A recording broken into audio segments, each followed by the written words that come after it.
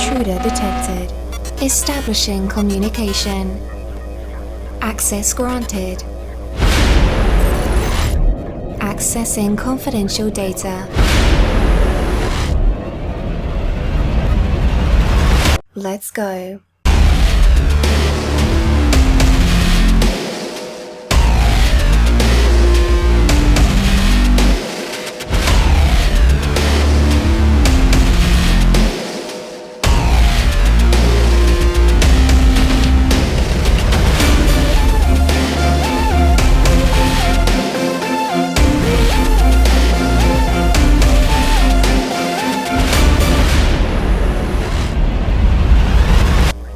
Your message has been transmitted successfully.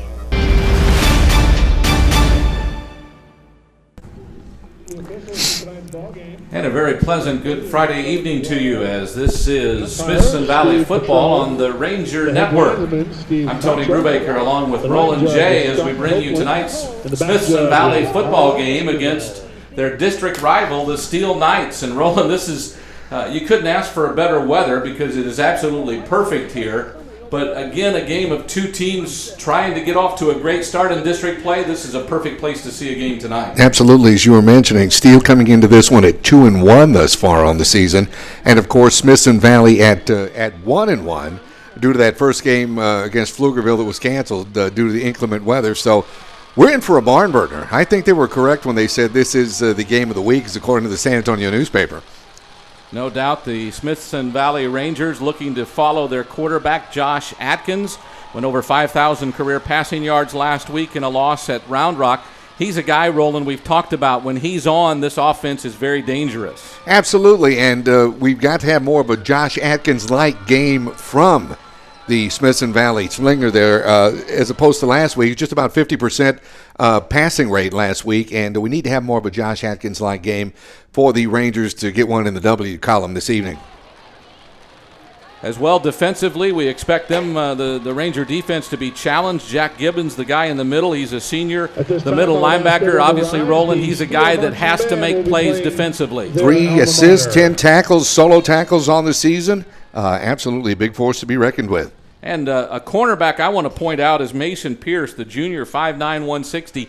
Had a tough start last week at Round Rock, but came back with 3.5 quarters of lockdown defense as a cornerback. And that, again, is going to be something we're going to have from Mr. Woodard on the one side and Pierce on the other, because this is a passing attack with Steele that's very potent. Absolutely. Got to have good play out of that Ranger secondary.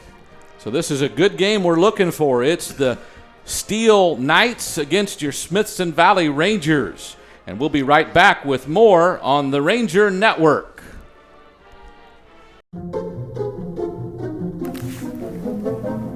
What gives? Oh, check it out. He's buffering. That's super annoying. He really ought to sign up for GVTC's internet service with SpeedSync. Up to 100 megabits download speed and up to 100 megabits upload speed too. That's fast. Finally, he'll stop buffering at the worst times. Call GVTC today for SpeedSync internet service and say bye-bye to buffering. GVTC, just plain smart. When he's done loading, this is going to be hilarious.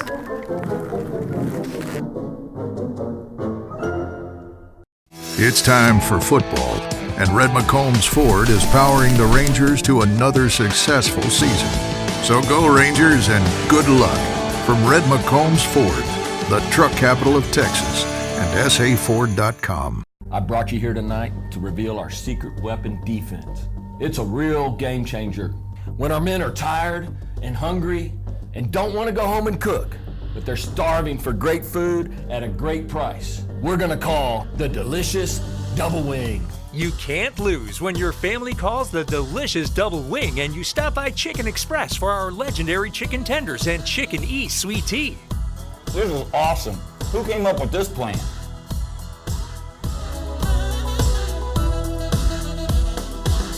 Well, Red Raider, if I have. Welcome back to Inside Rangers Football. Coming up Friday, the Rangers kick off 27-6A play against the Steele Knights. Steele comes into this game with a record of 2-1 and really a play or two away from being 3-0. They took Lake Travis to double overtime a couple of weeks ago. Coach, you've had some battles against Steele over the past several years. It's been one of the perennial powers, not just in the greater San Antonio area, but in the state. How does this year's team look? Well, they're as good as advertised. You know, they've got a lot of talent, speed at every position. Very sizable up front on both offensive and defensive lines, and you know, I've got a proud tradition. You know, they won't lack for confidence, and you mentioned it, both within our region and throughout the state, and of course the district. They're one of the ones that are always being talked about. You look at the quarterback position. Every time we preview an opponent, we want to talk quarterbacks with you. There's this Xavier Martin. You saw him a year ago. Right. Looks even better this year. Already 3 games into the season, over 1,000 total yards of offense. But you played a very athletic dual-threat quarterback last week in Mark Reed out of Round Rock. How does that game last week help prepare you to play an opponent like Steele here this coming Friday? Well, you hope it does. You know, this kid's a bit unique. He throws the ball as well as anyone. He runs the ball as good or better maybe than anyone. And they've done a nice job of featuring him. They've got plenty of good backs and receivers, no doubt, but they're running it all through him. Mm-hmm. And they're going to put the ball in his hands and allow him to make big plays. So we'll have our hands full. You mentioned it, though, not only last week, but through the years, it seems like more and more, particularly in our district, we're facing this style of quarterback. So it's not our first rodeo, but at the same time, tall order challenge, and I think it'll be a big key to the game. So we mentioned Martin, and you look at this great run they've had over the past 6 or 7 years. Everybody wants to talk offensive players. Malcolm Brown went on to play at Texas. Tommy Armstrong is still the quarterback right now at Nebraska, both former Steele Knights. But defensively, they've had just as much talent on that side of the football. How do they look to you going into the game Friday? Well, I think, their defensive tackles stand out, not only their size, but their mobility, and, they're Division I type players. Their 2 safeties stand out, the Stearns kid and the others. They've got talent everywhere. So it's not going to be the type of game where you feel like you can exploit this area, or, hey, we get them here, or they're weak there. There's really not that. You're going to have to execute every play on both sides of the ball and pick your moments. When you get your opportunities, you can't squander them because there won't be a lot of them. We alluded to some of the battles you've had with Steele over the past several years. This is going to mark the 3rd straight year you're opening district against them. Yeah. So as you look at a district opener, it seems to be a different creature than some of the other games. I know each game has its own importance, but how much different is a district opener? Well, everybody's excited about it. There's always a lot of media attention on it because of the stature of what the programs have achieved in the past. This year, really, in district-wise, none of us have done anything, but so it is big as far as that goes. In an 8-team league, though, this Friday, 4 teams are going to win, 4 teams are going to lose. And that's going to happen every Friday over the next 7 weeks. And so I think you have to be careful about placing more importance on one game than others, because if you win that game, you're liable to flatten out the next week, because that was the big game of the year, so this one's not. You wouldn't say that, but psychologically you'd think that. You're liable to set yourself up for a fall. Or if you fall short, well, that was the game of the year and we lost it, all is lost. And yet you've got to play again. And so our approach to the game is no different than it has been or will be for the next 7 weeks. But, our kids are smart kids. They know who they're up against, and they know that it is a big game, and we'll be ready. Well, Smithson Valley hosts Steele at 7:30 this Friday at Ranger Stadium. Live coverage can be heard on rangersnetwork.com, and replay of the game will be available at a watch party this coming Sunday at Max's Roadhouse. So be sure to check that out this coming Sunday to watch the Rangers and the Knights replay on the Rangers Network. And we're back to Smithson Valley High School Ranger Stadium as it's the Rangers and the Knights here on the Ranger Network. Tony Brubaker and Roland J. Austin Milam on stats. We hope to have a great broadcast for you. We're about 5 minutes or so from kickoff as both teams have yet to come back out. Well, here come the Rangers, and the Knights will soon to follow. But Roland, as we get ready for kickoff, what are some keys you see to the game tonight? For Smithson Valley, you brought it up right in the beginning there, Tony. We need a Josh Atkins-like game. And the way to do that, the way to give him time to sit back there and find his receivers, is to get that running game going. Now, when during the Austin Anderson game a couple of weeks back, 188 yards on the ground. Last week, it was roughly about 75, 77 yards against Round Rock. And they've really got to get that running game going to establish the passing game. Indeed they do. We are again getting close to kickoff. We've got another commercial break ahead of us, and then we'll come back with tonight's broadcast as you're listening to Smithson Valley Football on the Ranger Network. This November, vote for a man who knows how to be an American in America for Americans. Vote for Coach Hill for President of the United States. He's not afraid of anything. And then the ninjas come out of the forest. Ninjas? Who wouldn't vote for a president who had ninjas in their video? But I don't want to be the president. But you're from Texas, Coach, and that makes you a shoo-in. I'll make sure to put that in the video. But it doesn't matter, because I don't want... I know! We should get John Wayne to be in your video. John Wayne? I can hear it now. The new president of the United States of America is... Whoa. I just have to say that if I was president, I couldn't coach football anymore. Well then, I'm officially resigning as your campaign manager and vice president. Okay then. Coach, how tall do you think you have to be to run for president? This political ad was paid for by Wick Productions. Watching a video is just better than reading stuff. I'm privileged to work at GVTC, not only to work for a company that provides excellent products and services, but also through the GVTC Foundation to be able to support the communities that we work and live in, serving those communities. Any individual can donate. We're a nonprofit 501c3, so it's a tax-deductible donation. That we're on the right track partnering with our communities as we continue to seek ways to grow the GVTC Foundation.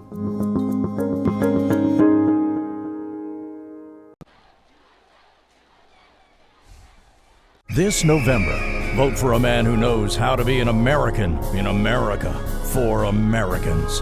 Vote for Coach Hill for President of the United States. He's not afraid of anything. And then the ninjas come out of the forest. Ninjas? Who wouldn't vote for a president who had ninjas in their video? But I don't want to be the president. But you're from Texas, Coach, and that makes you a shoo-in. I'll make sure to put that in the video. But it doesn't matter, because I don't want... I know! We should get John Wayne to be in your video. John Wayne? I can hear it now. The new president of the United States of America is... Whoa. I just have to say that if I was president, I couldn't coach football anymore. Well then, I'm officially resigning as your campaign manager and vice president. Okay then. Coach, how tall do you think you have to be to run for president? This political ad was paid for by Wick Productions. Watching a video is just better than reading stuff. I'm privileged to work at GVTC, not only to work for a company. Bailout. And we're back. Ranger Stadium. We're about ready to kick this one off even earlier than expected. The Steele Knights will kick it off. Putting a foot to it will be Matthew O'Brien. It's Dillon and Woodard deep for the Rangers, and there's the high arching kickoff. Will be caught by Woodard just into the end zone. He'll bring it out left sideline. Gets through a big pile. Now breaks loose and gets brought down at the last second by a Steele defender just over the 30-yard line, and that's where the Rangers will start 1st and 10 on the opening drive of the evening. I tell you what, Tony, he was just about breaking one tackle away from something real special. That was a good look as they had good blocking initially, and only with a shoestring type of tackle did he get brought down. That is Trayvon Merrick Woodard. Well, Josh Dillon is the quarterback. His offensive lineman includes Dylan Brooks, Cole Baumgartner, Caden Dix, Brock Scherber, and Andrew Antelinel. And here they go. Two backs with him, one in motion. Atkins takes the snap and hands it off. Coming this way, that looks like the tailback Deaton. He'll get about 4 yards up to the 35-yard line before he's brought down by a bunch of defenders, including Josh Crosland, the big nose tackle for the Knights. Absolutely good defensive pursuit on that play. Got him to a 4-yard gain that time. So 2nd and 6 for the Rangers. Two receivers to the right. Now Dillon is one of them in motion to the left, so two left and one right. Couple of backs in the backfield. Now Dillon in motion. And there's illegal procedures. So instead of 2nd and 6, it'll be 2nd and 11 on the first penalty of the night. You were mentioning keys to the game. It's kind of obvious, but this is one thing you need to do is not shoot yourself in the foot early on. Good point. So 2nd and 11. A more obvious passing down instead of the 2nd and 6 where you have a choice to do either one. Atkins will break 2 receivers to the left and 1 to the right. Again, 2 backs offset, 1 behind and 1 to his side. Now again, Dillon in motion. They'll fake it. Atkins keeps it. He gets hit in the backfield and won't get much. He'll be brought down at about the 29, so he gets about a loss of 1. Down at the bottom of the pile, it looked like one of the linebackers, Turin Morris, with the credit of the tackle there. So 3rd and 11 now. That was Morris that came over with the start. Big 3rd down now for Smithson Valley. 2 receivers to either side now for Atkins, who has a lone setback behind him. Josh had everybody set. Now with the play clock still in the teens, he looks to the sideline to confirm it. Steele looks like they might want to blitz. Instead, they rush 4. There's some pressure. Josh moves left. He's going to carry it now. Knocks down 1 defender, but then gets brought down at least a yard shy of a first down. So they won't get a first down with the Rangers on this initial possession. He's down at the 39. It'll be 4th and 2 for the Rangers. Well, now's the time you punt it away and, of course, bring your defense on the field and hope they can get the same results. Looks like they're going to go for it, though. 2 receivers right, 1 to the left. There's a slot on the right side. Now 2 receivers in the backfield. Josh tried to draw off Steele, but they didn't go. Maybe it's just an attempt, and maybe the Rangers will take a timeout. Atkins sneezed right there as the play clock goes under 1. The Rangers will take a timeout with 9:36 in the opening frame, and they will take a timeout, and then they'll punt. So we'll keep it here, right here on this initial situation. Larry Hill just there thinking maybe we can draw them off sides if they jump on a hard count, and they didn't jump, so it's 4th down. Absolutely. It was a good call. You have nothing to lose. I mean, you're just back in punt situation right now on 4th down, and as I was mentioning, hope your defense can come on the field and do the same thing that the night defense did to your offense. And obviously this is a field position kind of thing too. You get a good punt here, you stop them back at the 20. They've got a long field to go. You never want to give them a short field because they're a big play kind of team. But Smithson Valley trying to do something efficient here and trying to get rid of the ball and give it to Steele in unfriendly territory. Michael Hilston's the punter. He's averaged 34.3 yards on his punt so far in 2016. The deep snapper is Mason Pierce. The snap is good. Hilston puts a foot to it. High wobbly kick will come down near the 35. It gets a Ranger bounce, but will stop around the 32 or 33, and that's where the Knights will start 1st and 10 from their own 32, as we'll have a change of possession here. 9 minutes, 25 seconds to go in the opening quarter. It's the Rangers and the Steele Knights. 29 yards on that punt by Hilston. No return, as I mentioned, and the Knights will bring out their offense, which is led by quarterback Xavier Martin. The 6-foot-tall senior has thrown for 537 yards. He's run for 443, so almost 1,000 yards after 3 games for his offense. Got a couple of running backs with him, and this one's a handoff. Looks like Lumpkin going right, and he doesn't get much. He's caught down at his legs, leans forward to about the 34. We'll give him a gain of 2, so it's 2nd down and 8. Good defensive pursuit that time by the front line of Smithson Valley. 2nd down and 9 from the 33. So 2 receivers broke left, 1 to the right. The lone setback looks to be Brady. That's the handoff, but there's a nice tackle, a nice play by the lineman, C.J. Keller, and he'll bring down the running back for a loss of 1, or a loss of 1, back to the 33-yard line. What a heads-up play that time by Keller, just breaking through to stop the Steele running back for no gain. I mean, he was just hungry. He wanted it. Indeed. The junior who had 3 tackles on the season now has his 4th, and it's 3rd and long, 3rd and 10 for the Knights. Martin takes the shotgun snap, has 3 receivers left. That's where he's looking, but he'll get bumped. He twists away and finally is brought down. a couple of different defenders. It was Gibbons along with Fullen that were both in the backfield and both gave him trouble. He finally goes down back at the 29, a loss of 3, and the Knights will have to punt. Also, you got to credit number 99, Brandon Arnold, for being in on that stop as well. Getting to the quarterback, Martin. Wow, what a defensive series for Smithson Valley. Arnold, the big defensive lineman as a senior, has made many big plays. Here's the punt. It's Brady's punt back to Woodard, and he bobbles it. It went off his hands. Now he'll pick it up with Knights all over him, and he'll be brought down inside the 10. I think he tried to catch the initial reception of the punt, and I'm not sure if he touched it or not. He acted initially like he hadn't touched it, and he was just going to let it roll, but then went and picked it up. But a loss clear back inside the 10-yard line.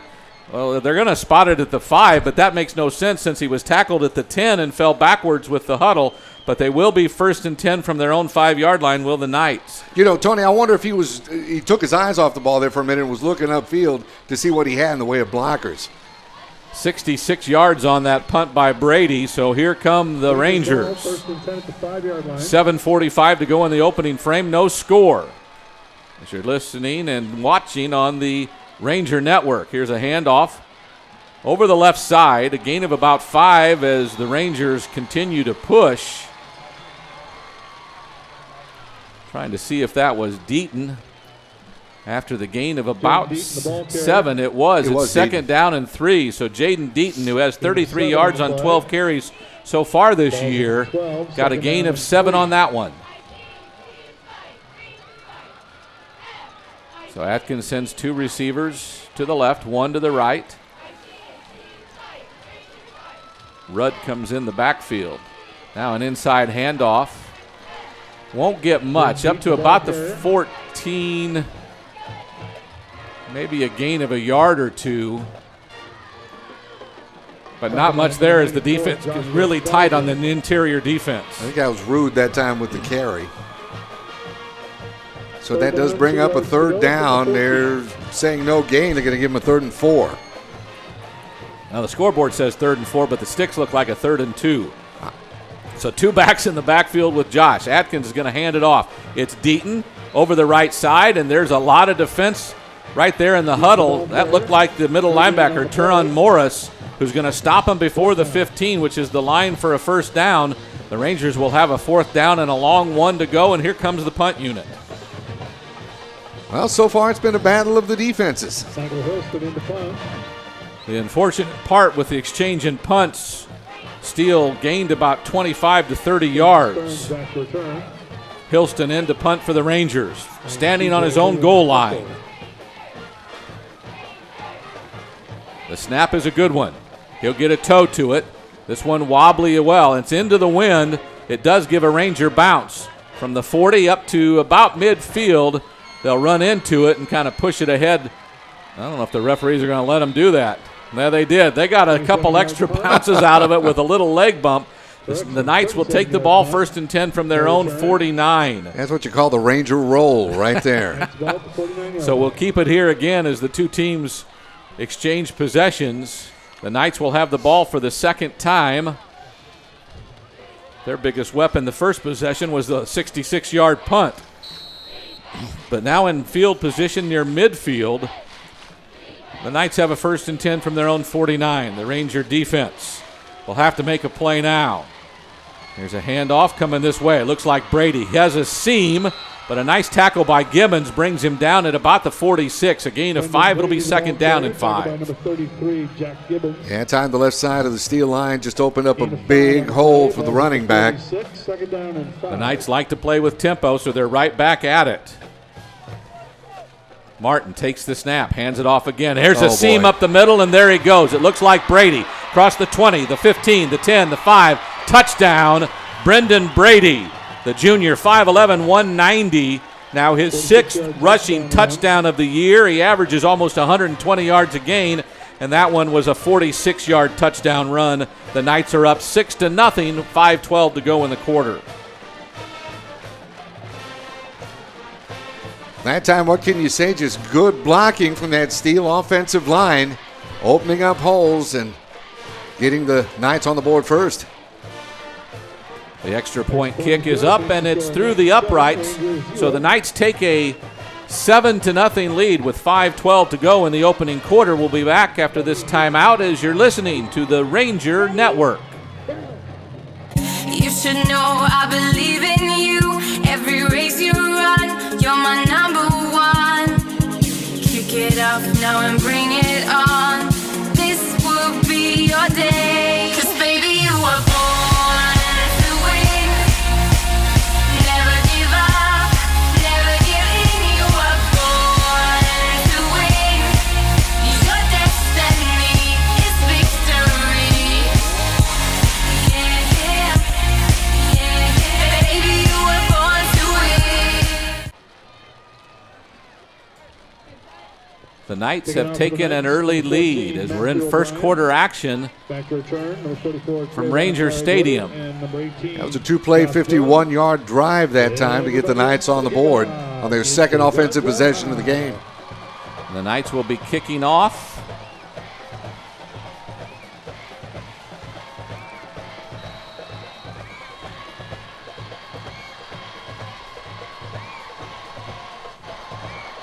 And here's a high pooch kick. It's short, fair called for at the 36-yard line, and that's one of the defensive backs that are in there for the Rangers.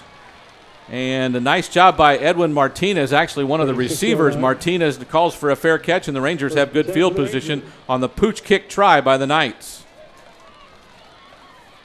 Really good field position. It's time to see if Atkins can get something going this drive.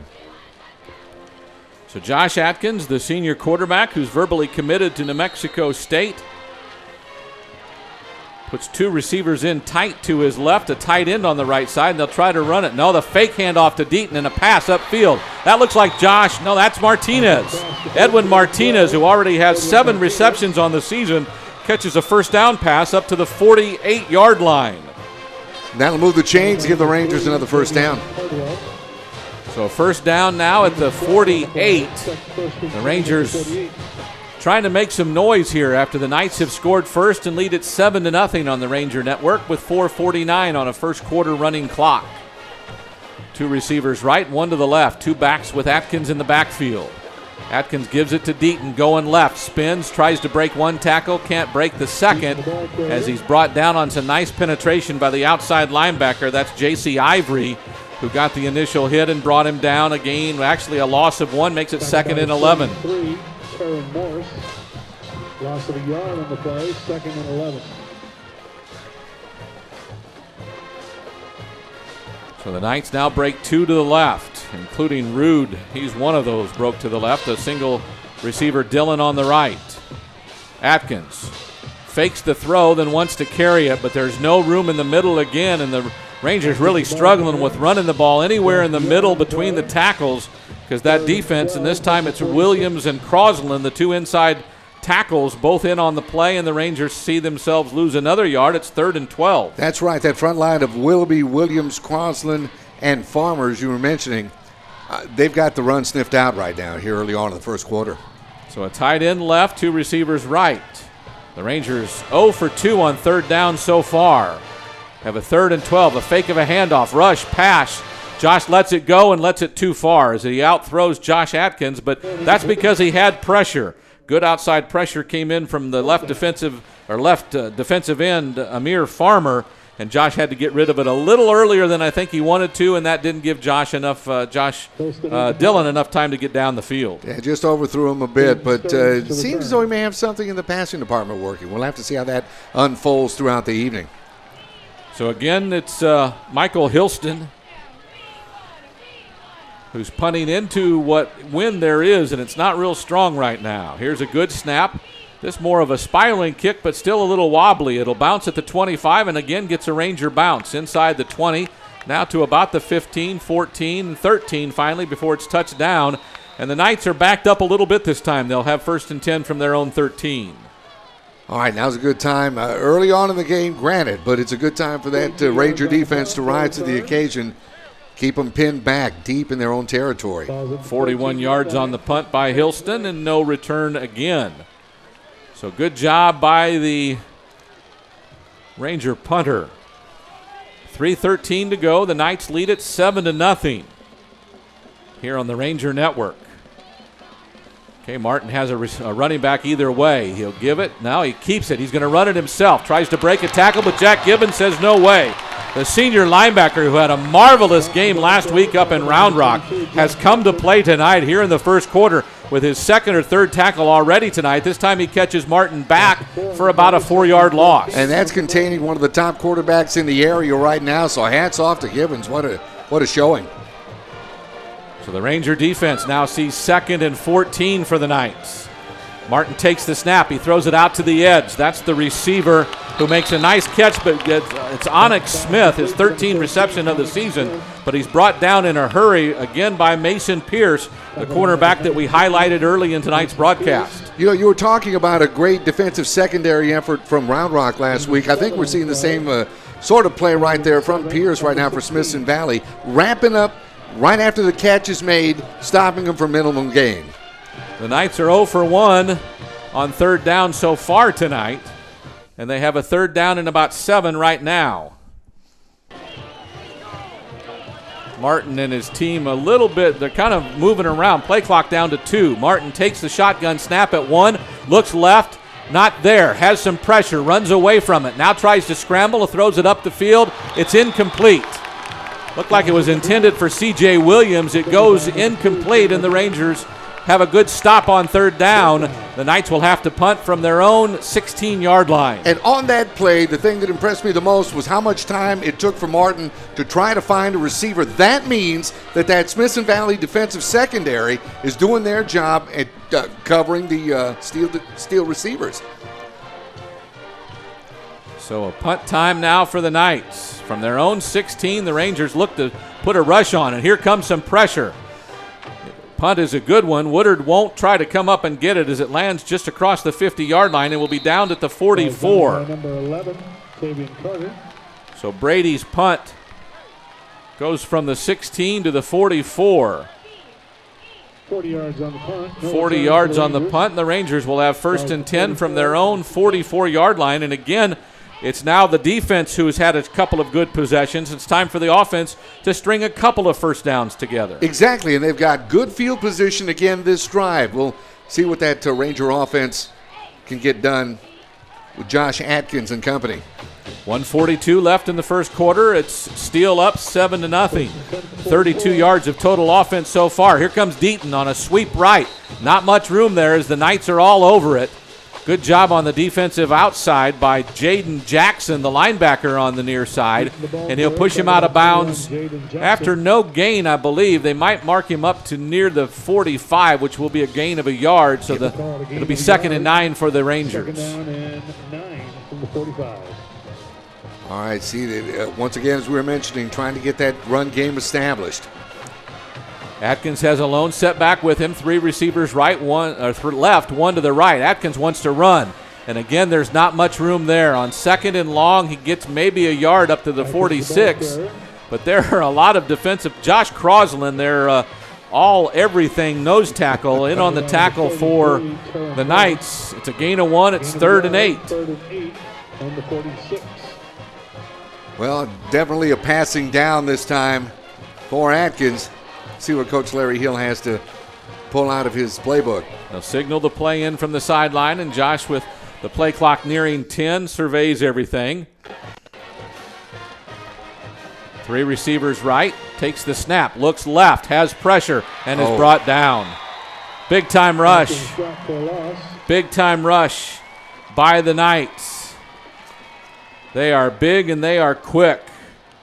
By number 33, Taryn Morris. Absolutely. That was the linebacker Morris that actually blitzed up the middle and got him. Loss of 9 on the play. So back to the 38-yard line. It's 4th and about 17. Hilston with the punt. End over end is caught, fair caught by C.J. Williams. And the Knights will start 1st and 10 from their own 28. 34 yards on the punt. No return. 35 yards on the punt, no return. Hilston staying consistent in those mid-30s with the punts. And the Knights will find themselves with a long way to go again from their own 28-yard line. Defense is having the bigger part of this game so far. 1 long run for Steele. Absolutely. 26 ticks of the clock left to go here in the first quarter. So the clock is held on the change of possession. Martin fakes a handoff, then throws it wide, and this one's dropped. That looked like one of the receivers we haven't seen, but not sure if it was C.J. Williams. I think it was C.J. Williams on the far side of the field. The Knights with 49 yards of total offense, 47 of them rushing so far in the game tonight, as the clock is again stopped with 16 seconds to go, and the Knights with a 7-0 lead here in the opening frame. 2 receivers right, 1 to the left for Martin. He takes the snap, hands it off. Looks like Brady breaks a couple of tackles on the inside and inches ahead to about the 32 to give him a gain of about 4 on a nice tough run by Brendan Brady. Gain of 3 on the play, 3rd and 7 from the 31-yard line. So from the 31, the Knights have another 3rd down. And there is the end of the quarter. So we are a Steele lead of 7-0 over the Rangers. After 1 quarter of play, we'll be right back on the Ranger Network.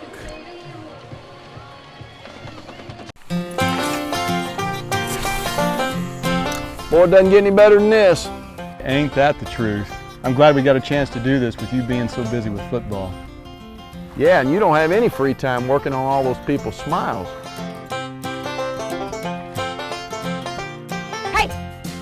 What do y'all think y'all are doing? You got kids to coach and we have smiles to make.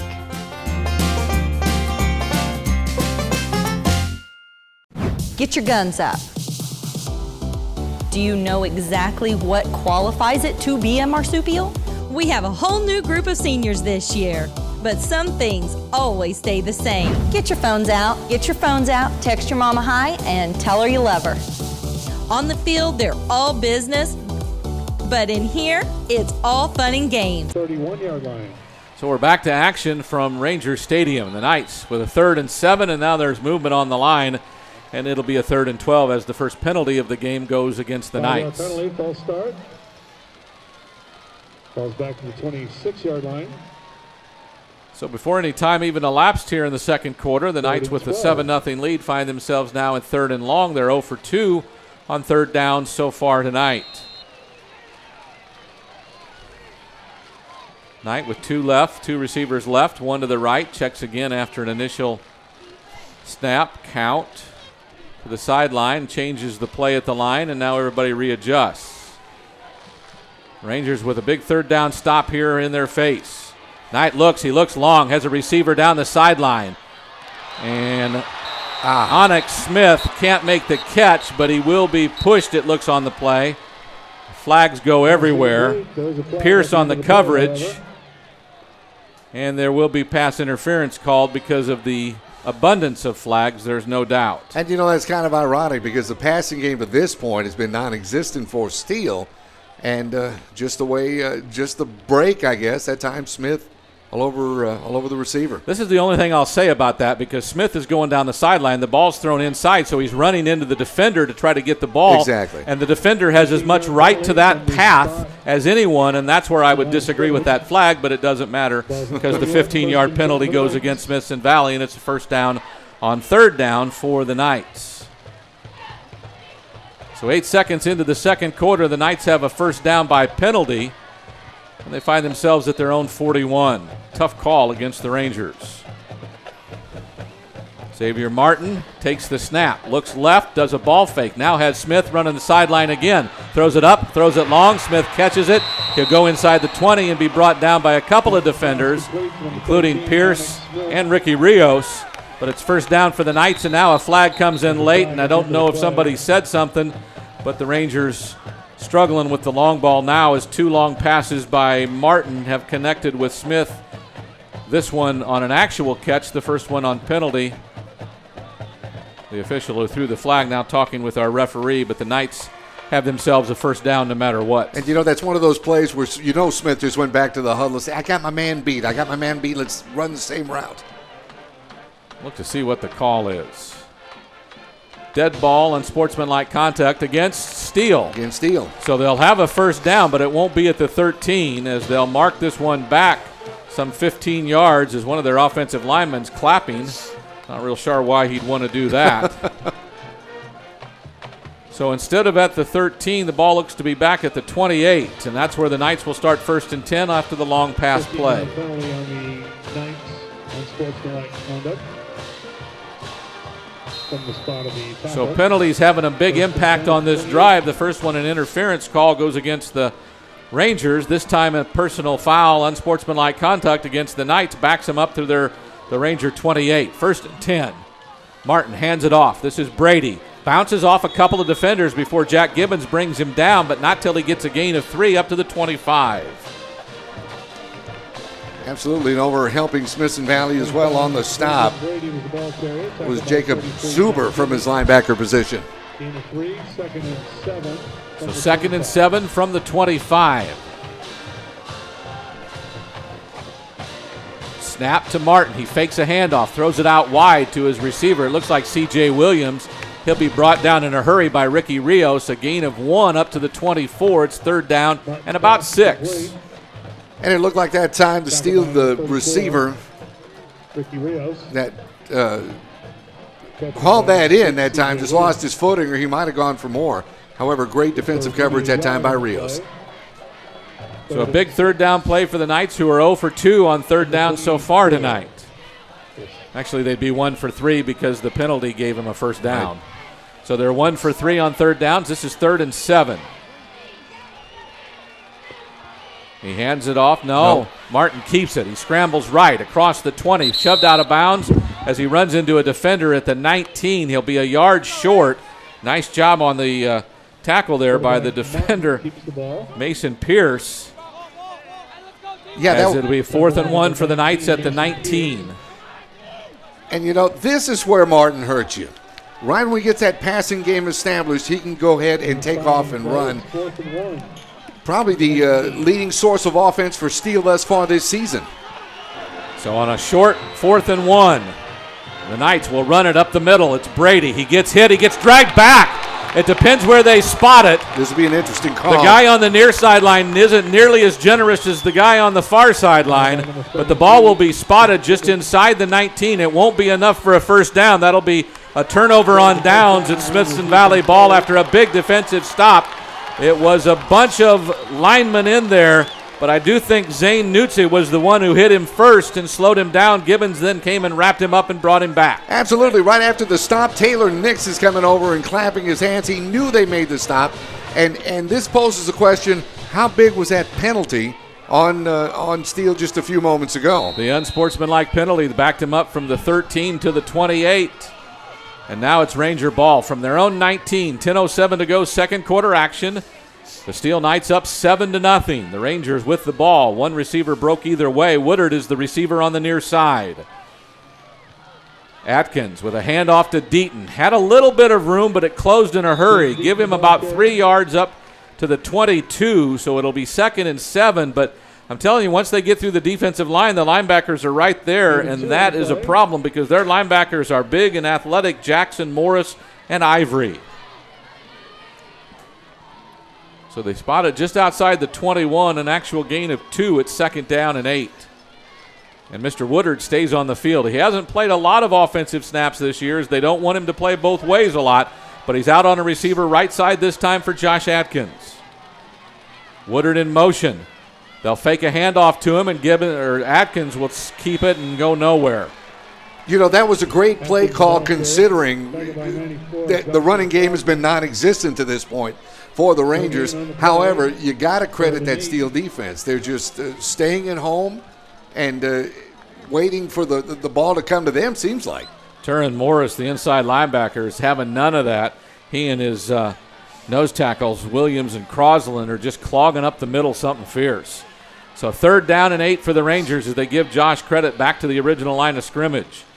He'll want to pass, has some pressure, has some room, has a man. It's Woodard. He catches it on the loose. He'll go all the way. Trayvon Merrick Woodard with another touchdown reception. You know, I was about to mention that last week, Round Rock was up on Smithson Valley 14-0 at the end of the 1st quarter, and the Rangers came charging back. So now, maybe they just need a quarter to get things kind of warmed up. 2nd quarter, huge play for the Rangers as they're an extra point away from tying this thing up. I tell you what's amazing is that was pass interference too, because one of them grabbed Woodard on the shoulder as he reached for the ball. He still was able to catch it and then run the final 30 yards in on a great pass on stride by Josh Atkins. Here's the extra point try. It's up, it's good, and we're tied at 7 with 8:41 to go here in the second quarter. It's the Knights and the Rangers here on the Ranger Network. You should know I believe in you. Every race you run, you're my number one. Kick it up now and bring it on. This will be your day. 'Cause baby, you were born to win. Never give up, never give in. You were born to win. Your destiny is victory. Yeah, yeah, baby, you were born to win. We're back at Ranger Stadium. 3 plays, 81 yards, a minute 26 for the answering touchdown by the Rangers as Josh Atkins connects with Mr. Woodard. And that's all I just want to call him Mr. Woodard because he's clearly one of the elite athletes on the field, and there's a lot of them tonight with these Steele Knights. But Mr. Woodard just outran the secondary. Stearns and Woods and the cornerback Cardwell who was on him. In fact, one of them grabbed Trayvon as he was getting ready to catch the ball, but he caught it anyway and ran it the rest of the way for a touchdown. That was a thing of beauty, and once more, an 81-yard drive that time, which means these Rangers can move that football. The kickoff is handled by Reed to the far sideline. The Knights will bring it back and get up, but about the 26. It looked like it was Brady who brought it back up. Nice special teams play by the Rangers that time. Looked like Jacob Zuber had the biggest part of the tackle. But the Knights will start 1st and 10 from their own 26-yard line. You know, now it seems like the point in the ball game, even with 8:37 left to go here before halftime, where both teams have put their feet in the water, have realized what's going on, and now it's time to get down to brass tacks. So defensive plays are the order of the minute now for the Rangers. Here's Martin, hands it off. Brady, he's huddled up, and a nice job. That's the defensive tackle, C.J. Keller, who grabbed him first and rode him down. A loss of a couple makes it 2nd and 12 for the Knights. I'd be real interested to see how many yards that both squads have on the ground thus far in the ball game. Well, the 46-yard touchdown run by Steele got them on the board first. And then the big touchdown pass from Atkins to Woodard put the Rangers up on the scoreboard. 51 yards thus far on the night, rushing the football for Steele, 24 for Smithson Valley. Thanks to Austin Milam for crunching those numbers for us. You bet. 3 receivers right, 1 to the left. Martin finds a man over the middle, and there he goes. Across the 40 to the 46 before he's knocked down. Again, numbers are so difficult to see with their white jerseys and silver numbers. I've been there before. Big stop by Rios that time. Yeah, Joshua Weathers, yes, thank you. One of the backup running backs was lined up in the slot that time, and he caught it on the move as he wiggled over the middle, and the Knights are up to the 47-yard line, 1st and 10. Weathers, who's carried the ball 14 times this year for 80 yards, finding himself on the receiving end that time. So 2 receivers either way for the Knights. 7:22 to go in the second quarter.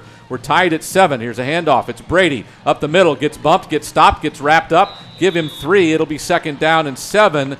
A bunch of single-digit players that time for Taylor Nix and Colt Fullen were there mostly for the tackle, but a bunch of Rangers in on it. Absolutely, and that could have been broken open for a bigger run, but great heads-up play that time by Nix and company to kind of hold him for a short gain. So their big offensive line that averages about 280 pounds across the way for the Knights. 2 receivers either way again, 2nd and 7. Martin wants to throw, has a man left, broke up on a nice play by the safety that time. Chandler Beam, playing free safety off the bench tonight, got a nice job of getting the hand up and knocking it away from the receiver for the Knights, and that was C.J. Williams. And Beam played that as well as it could be played. That's how you play defensive secondary. 3rd and 7 right at midfield. So again, 2 receivers to the right, 1 to the left for the Knights now. They're 1 for 3 on 3rd down. Rangers move a little bit on the defensive line. Here's a fake of a handoff and a man running open over the middle. That looks like the big tight end, and there's a catch across the 30. A first down for the Knights. 22 yards on the pass. That's play. Weathers again. Balls at the 28. Joshua Weathers with his 2nd catch in the series, both of them for first downs. By number 2, Chandler Bean. Juan, it just seems like Steele is coming up with the play when they need to come up with it. So 1st and 10 from the Ranger 28. The Knights on the move. Martin moves his running back from right to left. Now wants to roll left. Then he cuts back up the middle. It's a run play. Great tackling again by the Rangers, though. Stop him after a gain of maybe 1. That's right. Beam came over to make a hit on the quarterback, Martin. Also some help that time from Brandon Arnold, who came over to put a hit on the Steele quarterback. Now Arnold was there too, but I think Beam had the biggest part of the hit as he came up and made the stop as Martin tried to wiggle. Out of the shotgun again. Martin 2 right, 1 left. Wants to throw right over the top. That's Smith. He'll get popped after it goes over his head as Reese gets a nice, Pierce gets a nice hit on him, but it goes incomplete. It's 3rd and 9 for the Knights. That one overthrown. Now here's another big 3rd down situation coming up for Steele, and the Ranger defense has got to step up and hold them. The defense has played yeoman's work here so far in this first half as we've got 5:45 to go in the second quarter. But again, they're going to be asked all night to make big stops because this is an explosive offense. The Knights, 3rd and 9. And a handoff. Faked by Martin. Now he huge keeps play. it, and he's stopped again as the defense. That time it's Taylor Nix, who wrapped him up and threw him down as Xavier Martin, who's run for over 440 yards this season, is finding tough going against the Ranger defense. Nix and some help from number 2, Chandler Beam, also on the stop there. They've held Martin running the football in check pretty well thus far this evening. And that whole play, the clock hadn't run, so it's now 5:35, so only 10 seconds after a whole play and a dead ball. Martin on 4th down wants to throw to the end zone.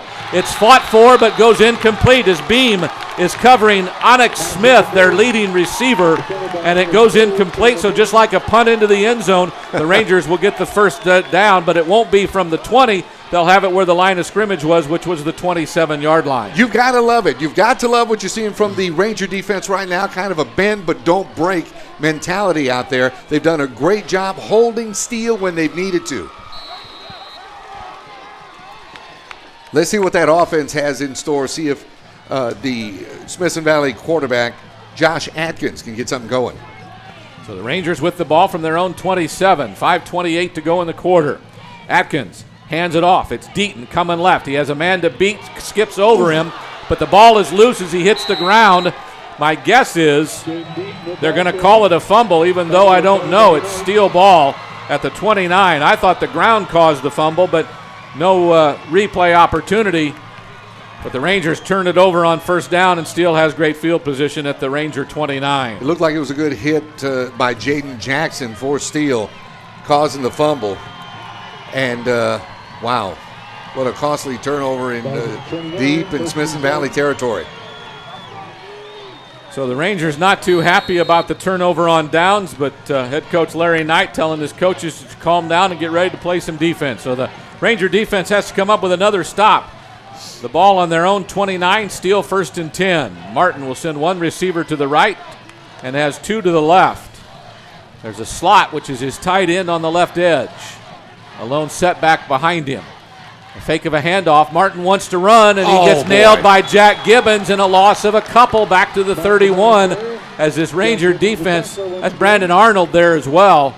The Ranger defense just playing lights out right now. They really are. You got to love the game that Gibbons has been playing, and you see why he's one of the statistical leaders defensively for Smithson Valley. The senior linebacker and the senior defensive tackle making big plays. It's 2nd and 12 for the Knights. It's 7 all as we've gone under 5 minutes to go in the second quarter.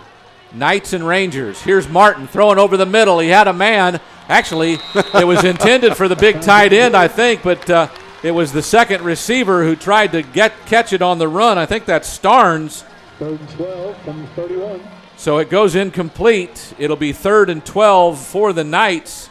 Coverage was not great, but it was good enough to force an incomplete pass. And another 3rd and long situation, 3rd and 12 coming up for Steele. Let's see if this bend but not break defense can hold one more time. Onyx Smith, the big play receiver's over here on the right. Martin's looking his way. Smith goes to the end zone. Instead, he throws it short to C.J. Williams. A nice tackle by Pierce will bring up 4th down as he's marked down at the 21-yard line. That'll be 4th and 2 for the Knights as we've gone under 4.5 to play. Good heads-up play that time by Mason Pierce, holding the receiver, not letting him advance, holding him short of that first down. And it looks like the Knights are going to go for it. No doubt they don't punt in this territory. Not quite the red zone if you count the 25. So from the 21, the Knights have a 4th down and 2. Play clock now goes under 12. Xavier Martin, their all-everything quarterback, still looking for a play from the sideline. My guess is their coaches are going to take a timeout as the play clock goes under 5. And that's indeed what they will do. There is a timeout on the field as the Rangers have 7 and the Knights have 7, as we'll be right back on the Ranger Network. Boy, it doesn't get any better than this. Ain't that the truth? I'm glad we got a chance to do this with you being so busy with football. Yeah, and you don't have any free time working on all those people's smiles. Hey, what do y'all think y'all are doing? You got kids to coach, and we have smiles to make.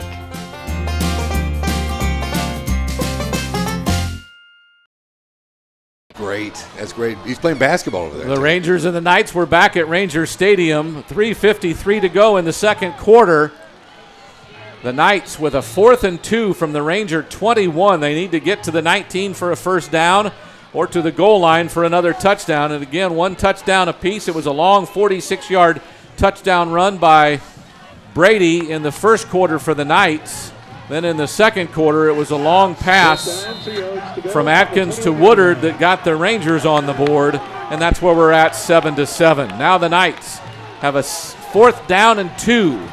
They're at the Ranger 21. 2 receivers right, 1 to the left. A blocking back in front of the quarterback, and he'll want to keep it. It's Martin, and he gets stopped. Got it. Oh, he bounces off a tackle. They had him, and I thought he was going to be whistled down, but there was no whistle. Martin finally broke away from the pile of tacklers that had wrapped around him. He got loose and got up to the 16-yard line, and that's a first down for Steele. Oh, my. And, you know, that's what makes a young man like Xavier Martin successful. It's just a never-say-die attitude that we saw right there. Boy, the Rangers had him. They did everything but put him on the ground, and he escaped. One of the great Houdini acts we've seen so far tonight. So 1st and 10, and now there's movement on the offensive line, and I think the Knights will go back 5 yards on this one. Indeed they do, so instead of 1st and 10 from the 16, it'll be 1st and 15 from the 21 as the defense continues to battle for Smithson Valley.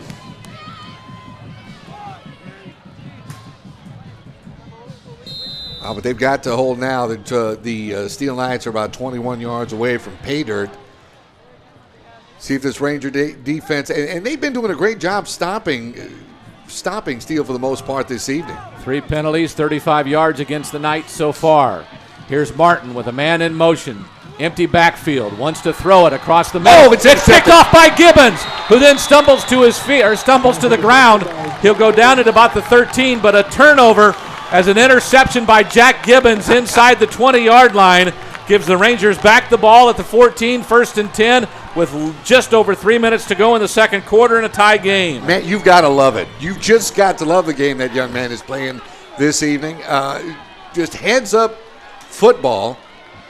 Tip of the SV cap to Gibbons this evening thus far. We're still in the first half of football. I tell you what, Xavier Martin has done nothing but look over the middle lately in the passing game because he's sending receivers up in crossing patterns over the middle, and not really even crossing patterns, but just kind of post patterns. But now it's Ranger ball. From their own 14, it's 1st and 10. Atkins hands off. It's Deaton. Not much room as the offensive line doesn't get much of a surge at all. Outside linebacker Jaden Jackson comes in and drags down Deaton for no gain. He's back to the 14 where it's 2nd and 10. A good defensive play that time. Brady coming over and making the stop for Steele. No gain on the play for the Rangers, as you were mentioning. So Atkins looks to the sideline. The Rangers averaging less than 2 yards a carry so far here in the first half. Atkins has 2 receivers either way, a lone setback behind him. Waits for the shotgun snap, takes it, fakes a handoff, has pressure, eludes pressure, then gets rid of it. Ahead to, that looks like Atkins or Josh Dillon, who catches it up past the 30-yard line. It's a Ranger first down as the clock's at 2:19. Still lots of time to go in the second quarter, and the Rangers at the 31, 1st and 10, 32, 1st and 10. And you talk about successful. That's what the likes of a Josh Atkins can do. He stepped up there, found his receiver when everything else was open in the secondary. Big first down for Smithson Valley. So an 18-yard pass play from Atkins to Dillon.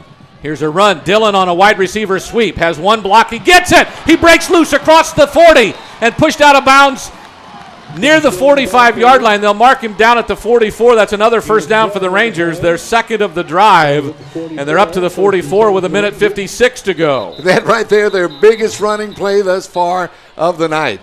12 yards for Dillon on the receiver sweep. And there's a Steele player down, so we have a short timeout on the field. We'll keep it here. We're tied at 7-all with 1:56 to go in the second quarter. The Knights scored first. The Rangers scored second. We're tied at 7-all.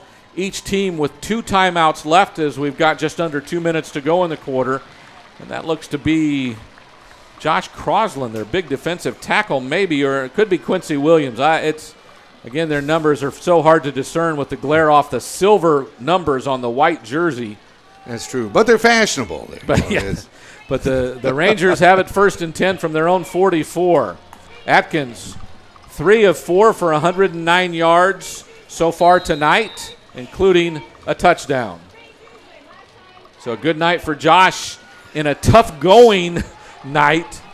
So 3 for 4 for 109 yards and a touchdown, that one to Woodard back earlier this quarter. So now everybody's in tight. Dillon, the only one left wide. They'll fake a handoff. Atkins wants to roll. He's got Dillon. No, there we go. That's Rude. Rude catches the ball across the 30 and then past the 20 before he's dragged down.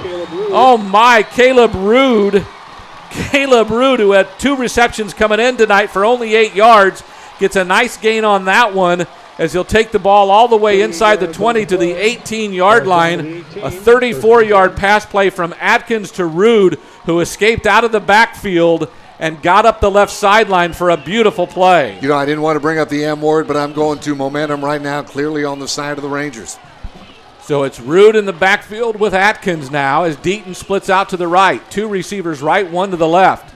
Now Deaton in motion. They'll fake it to him. Atkins wants to run and has to break a tackle. Doesn't get far, then gets pounded on at the end of the run. They'll give him maybe a yard. It's 2nd down and 9. But see, the beauty of what's going on right now is they've got that defense of Steele guessing.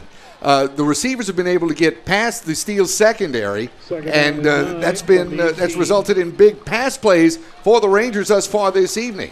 I'll tell you, one of the receivers that the Rangers had who's been quiet tonight is Edwin Martinez. He had the fair catch on the kickoff earlier, but I don't know that he's caught a ball so far tonight. Don't fall asleep on him, though. 2 receivers left. One of them's Martinez, 1 to the right. Atkins does a nice ball fake, now gets pressure and gets wrapped up in the backfield. Back inside the 25 at about the 23, he'll go down as pressure came in from a couple of linebackers and the defensive line, but I think it's Ivory, the outside linebacker, got in there first. And Smithson Valley will call a timeout with 24 seconds to go. It'll be 3rd and long. We'll keep it here, Roland, because anybody knows it's 3rd and 15. You're in 4-down territory with 24 seconds to go because you still have one more timeout, so you can really do anything. But you got to get a big chunk of this to know whether or not you're going to go for it on 4th down, because I'm not sure we want to try to kick a field goal. I don't know. Oh, it's a big call right now, of course. Right before do you want to go into the locker room tied, or do you want to, Coach Hill's got a big call ahead. I'm glad I'm not down there on the sideline. The Knights 2-1 on the season. They beat Madison opening night 37-7. Then they lost to Lake Travis 59-56, and last week they beat O'Connor 45-24. The Rangers, you know, are 1-1. So the Rangers with the ball, it's 3rd and 15. They're 2 of 5 on third down so far tonight. Atkins takes the snap, looks left, and here comes pressure. He avoids it. Now if he can just get rid of the ball, throws it up, and it's going to be incomplete or intercepted. Incomplete. It was over the head of his intended receiver. That was Martinez. Then a Knight had a hand on it but couldn't hold on. It'll be 4th and 15 for the Rangers now, and it looks like we're going to try for a field goal. Yeah, and you got to credit Atkins for the reason they're able to try for this field goal, because he was able to squirm out of trouble back there when they had him pinned. Looks like it's Mason Reed, the 40-yarder. sophomore. From the 30, it's spotted. It'll be a 40-yard field goal. The kick is up. It's low. It's a line drive, and it's through. Good.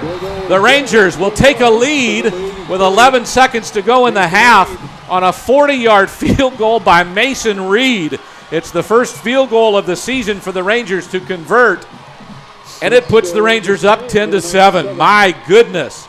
Big plays from everywhere, even places you wouldn't expect. And that's got to do something for the Rangers' psyche right there, heading into the locker room 11 seconds away here at halftime.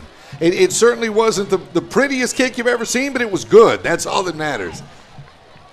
So the 40-yard field goal by Mason Reed makes it 10-7, Smithson Valley. 11 seconds to go, so basically a kickoff and one play by the Knights, and then we'll be into halftime. That drive, 7 plays, 63 yards, took up almost 3 minutes, 2 minutes and 56 seconds. So a nice time-consuming drive by the Rangers to really eat up the rest of the second quarter, and that is sweet right now to have a 10-7 lead going into the break. But you got to do kickoff coverage here because these are dangerous returners. Josh Weathers and Brendan Brady have been the two most potent kickoff returners for the Knights. Here's a bouncing kick. Is fielded at the 26, and he'll get ahead to about the 40. And that's where the Knights will start with 6 seconds to go. They'll basically have one play. 41, Jacob Zuber. Good special team coverage that time. Coming over to make the stop on special teams, Jacob Zuber for Smithson Valley. Ball's at the 40-yard line. So the ball's at the 40 where the Knights have 1st and 10, but again, just one play with 6 seconds to go. Not a real chance to do anything but throw it and try to get someone loose for a long pass play. It's 10-7. Smithson Valley leads it, closing seconds of the second quarter. The Steele Knights with one more play. Xavier Martin, their all-world quarterback, will send 2 receivers right, 1 to the left, and 2 backs either side of him in the backfield out of the shotgun. Martin takes the snap straight back. Now he wants to run, and he's wrapped up, and that's Brandon Allen again as the clock expires. The Rangers come up with a stop, and we're at the half where the Rangers, on a 40-yard field goal by Mason Reed, have taken a 10-7 lead into the half. Oh my, Roland, what a first half. It's everything it was advertised to be and then some, and we still have a half of football to go. We do indeed. It is halftime as the Rangers lead it 10-7. We've got some different things for you here at halftime, including we'll show you the band. But first, we'll put in a couple of words of announcement for you, and then we'll be back as you're listening and watching on the Ranger Network.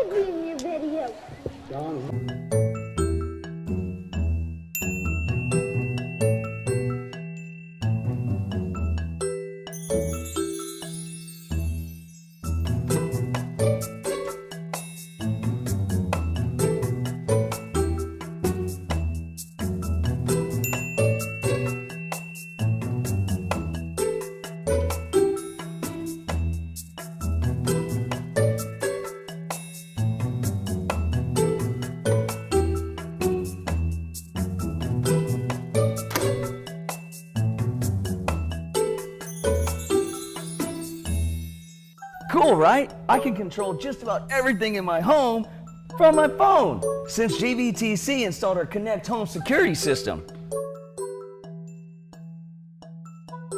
Whoa, I just got a text that somebody opened my window. I'm setting off the alarm. Get GVTC security monitoring 24/7 and even control your thermostat, lights, and cameras if you upgrade to our Connect Home system. GVTC, just plain smart.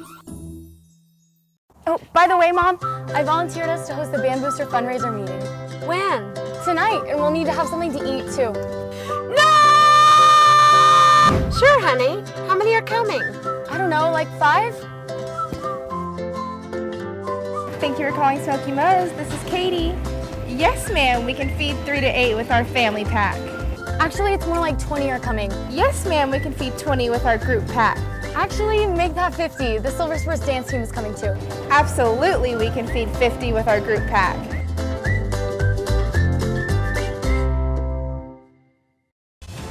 Welcome to the Rangers Network. 24-hour-a-day access to news, game replays, original shows, live game night radio coverage, and more on rangersnetwork.com. Watch every home and away game the day after, complete and the way only the Rangers Network can bring it to you. Never miss an episode of Inside Rangers Football. Listen to all the games live on your smartphone with our exclusive live scoring screen. Rangers Network is your media hub for everything Rangers. Be a part of Rangers Network. Softballs and... Oh, my gosh. Look at that. Is that a stat program? Yeah. And we're back at Rangers Stadium as the Steel Band gets ready to play. We'll have some stats here for you real quick. We'll just third down efficiency for Smithson Valley. They're 2 of 6. The Knights are 1 of 5. Rushing the ball, the Knights 13 for 59 yards, 4.5 a carry. The Rangers 16 carries, 37 yards, just 2.3. So tough going on the ground. Throwing the ball, the Knights have thrown for 102 yards. The Rangers have thrown for 147 yards. So total offense, 184 for the Knights, or 184 for the Rangers and 161 for the Knights. So again, Josh Atkins has been totally efficient, 4 of 6 for 147 yards, and he's been remarkable in my opinion, Roland, just because he's hit guys in critical situations with big plays. And the heads-up play we saw on the last drive to get out of pressure, they had him sacked. He got out of it somehow, was able to at least throw the ball away to set up the 40-yard field goal to put the Rangers on top going into halftime. Again, the Knights got on the board first, a 46-yard run by Brady at the 5-minute, 12-second mark of the first quarter, made it 7-0 Steele. And then in the second quarter, the Rangers answered on a pass play from Josh Atkins to Trayvon Woodard. It covered 79 yards and tied the score at 7-all. And folks, that was an unbelievable play.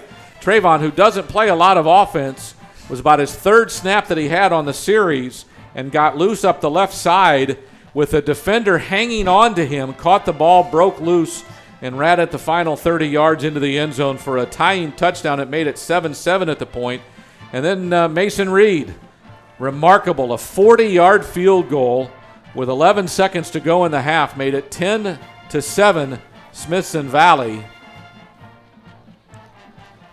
And that's our score at the half, 10-7. It was just a half of big plays. That's what we saw. Yes, Steele converted a couple, but all those pass plays that the Rangers were able to pull off were huge. I mean, for the touchdown, and of course, as you were mentioning, the big play that time, the pass to Woodard, who hauled that one in. All right, we're at the half. The Rangers up 10-7. We're going to take a timeout and let's do a senior moment with Emily. Then we'll be back with some more, and we also have the Smithson Valley Ranger Band to come. So stay with us at halftime. The Rangers lead at 10-7 as you are on the Ranger Network. Thanks, Coach. Thanks, Brant. So I'm here with Josh, Brandon, and Chandler. Boys, I'd like you to do me a favor before we get started. I want to make sure your mom knows how much you appreciate her. Get your phones out, text your mama hi, tell her you love her. All right, guys, I am so about teamwork, just like football. So let's see how well y'all can work as a team. I would like y'all to rewrite the song Happy Birthday into a Ranger theme song. Think y'all can do that? I'll try. You can try. Okay. And hit it. Ranger football coach Hill. Ranger football coach Hill. We got one simple mission to win on the field. That was really impressive. Good teamwork, guys. Coach Hill's gonna be pretty impressed. Josh, if a penguin were to just happen to walk in here right now wearing a sombrero, what do you think he'd say to us? Howdy. Makes sense. Why do you think he'd say howdy? He has a sombrero on. What is a sombrero? It's a big hat. Brandon, how many bags of wool did Baba Black Sheep have? I'd say 17. 17? Try again. Oh no. 22. 22. Yeah. Say it out loud. Do you know the rhyme? No, ma'am. You don't know the rhyme? No. Guys, can you help out your teammate? I've never heard of you. You know it? Baba Black sheep, have you any wool? Yes, sir, 3 bags full.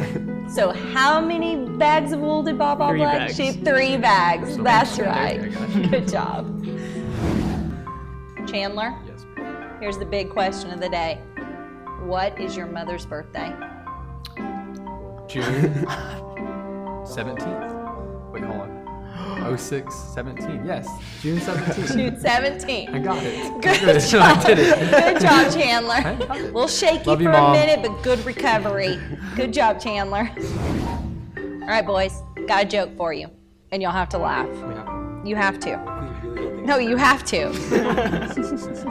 What kind of exercises do lazy people do? What kind? Diddly squats. Oh, man. So good. That was pretty good. Did you hear about the circus fire the other day? The circus fire? I did not hear about the circus fire. It was intense. That's pretty good.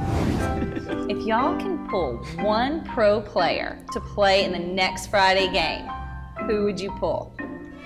Marshawn Lynch. Why? Retired. He's pretty cool. Retired. He's a cool guy. Oh, no, Tom Brady, because we'll deflate the balls and win every game. Yes, that's pretty good. We'll go Tom Brady. Tom Brady. So Brandon, you play receiver. In 3 words, describe to me your position. Catch, 0 up. 0 up? What is that? So what Coach Shin teaches us, the best ability is dependability. That's what he tells us. Pretty good. Good job, Coach Shin. Okay, guys, I have some more teamwork for you. Together as a group, I would like you to draw me a picture of Coach Hill. Yeah, no, you just...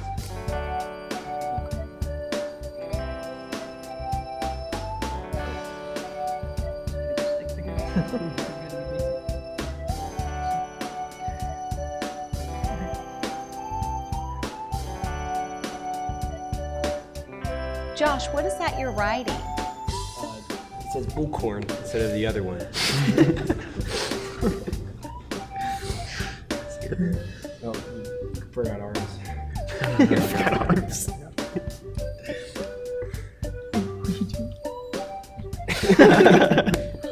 I would say that's accurate. That's bullcorn. That's bullcorn. Thanks, guys. Coach, Brant, back to you. Ranger football coach Hill. Ranger football coach Hill. We got one simple mission to win on the field. And our thanks again to Emily on the senior moments as the exciting Smithson Valley Rangers seniors get to have a chance to have some fun on camera. Other scores from the district and some big games. New Braunfels taking on Judson. It's the Rockets up 21-10 as that one's late in the second quarter. Canyon playing at home to Wagner, and at halftime now, the Cougars lead the Thunderbirds 11-7. That one a big score because the Wagner Thunderbirds are tied at 3-0 with Judson atop the standings, while Canyon is 0-3. One other score, the Clemens Buffaloes late in the second quarter leads East Central. It is 28-14 Clemens over East Central. The Buffaloes 2-1 coming in. The East Central Hornets are 1-2. And again, our score here at Ranger Stadium is 10-7, Smithson Valley on top of Steele.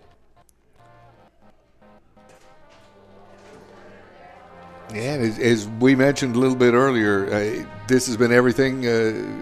No wonder the San Antonio newspaper said that call this the game of the week. It's obvious, and it's just been a great first half. Of course, there's going to be adjustments. We'll see how that all comes out in the second half. But so far, we've been treated to, as the great Don Meredith would say, to a ding-dong dandy out here this evening. It has been a wonderful game. The Rangers lead it 10-7 as you're listening to the Steele Band in the background. We'll be back after this timeout. Call 888-269-7154 for details. Zero down, $199 a month at the all-new Red McCombs Auto Mall on I-10 West at Callahan. Shop over 1,000 vehicles, including 88 newly stocked vehicles that you could buy with absolute zero down and just $199 a month. $199 a month, plus your job is your credit. So hurry to the all-new Red McCombs Auto Mall. Lenders are on site, waiting to get you the financing you deserve. If you've been waiting for the right time to buy, this is it. But these deals won't last long. Hurry! Shop over 1,000 vehicles, including 88 newly stocked vehicles you could buy with zero down and just $199 a month. Plus, get a 7-year, 100,000-mile limited warranty with every certified pre-owned Ford. From the all-new Red McCombs Auto Mall on I-10 West at Callahan, where you'll shop the largest certified pre-owned inventory in Texas. So don't buy a new vehicle until you shop the all-new Red McCombs Auto Mall. Log on at saford.com or come see us today at the all-new Red McCombs Auto Mall at I-10 West at Callahan.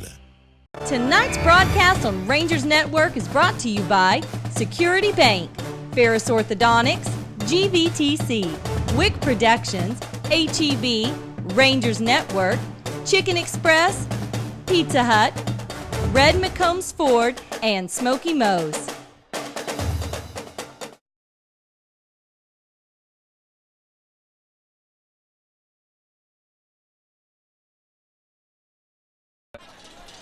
It's the district opener for both teams here on the Ranger Network. Smithson Valley leads it at the half. It's 10-7. The Rangers over the Steele Knights.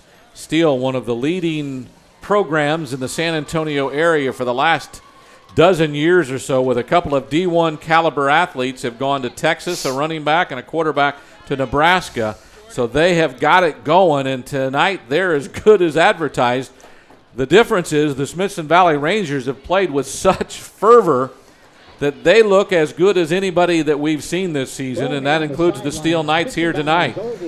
You know, you're right, and hats off to that Smithson Valley defense for a great showing in that first half. So the marching band of Smithson Valley, the Ranger marching band, is getting ready to take the field, and we are going to let you enjoy it.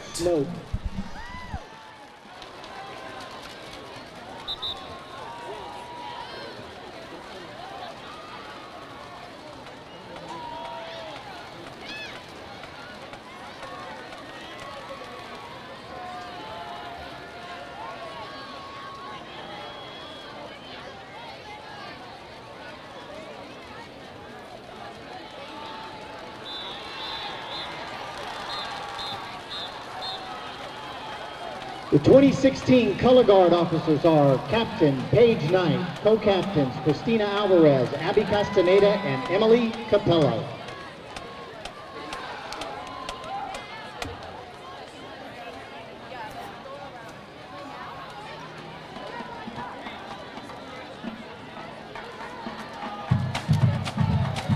And now, the award-winning Silver Spurs, along with feature twirler Cameron Shows and feature twirler Sophie Gilbert. Tonight, the Silver Spurs are being led onto the field by Second Lieutenant Lauren Nelson, First Lieutenant Sophia Druce, Major Haley Chamorro, Lieutenant Colonel Rachel Bearder, and Colonel Carolee Berger. The Silver Spurs are under the direction of Director Ashton Burchell.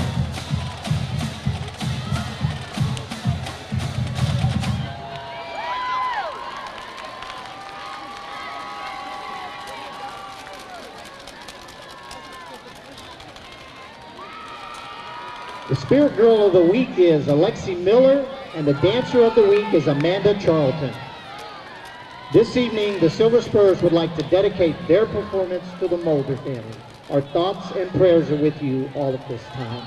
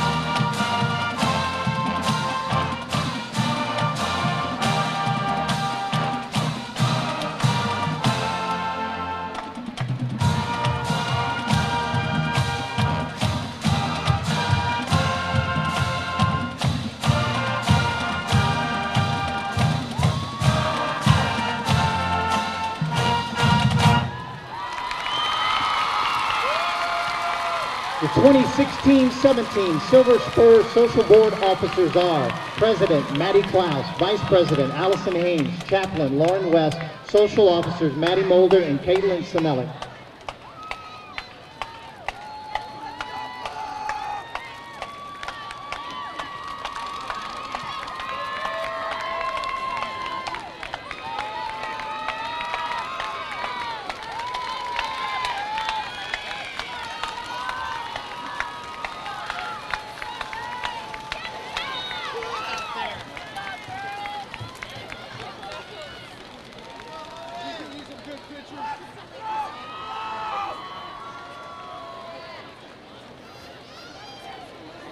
Tonight, the Ranger Band will be performing a portion of their 2016 UIL show entitled Extreme Deception.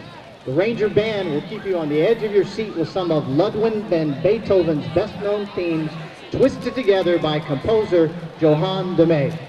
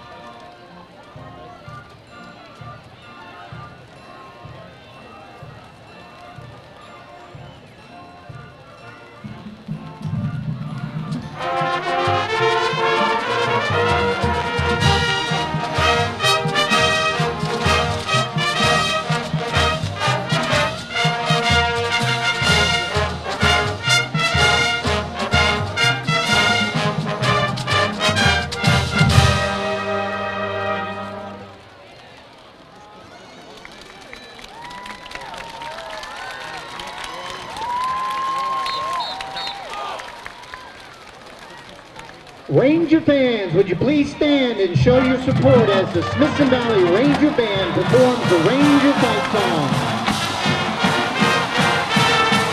The directors for the Ranger Band are Matt Ramey, James Williams, Joe Davis, and Bob Ranger Band puts on the lead is the Color Guard.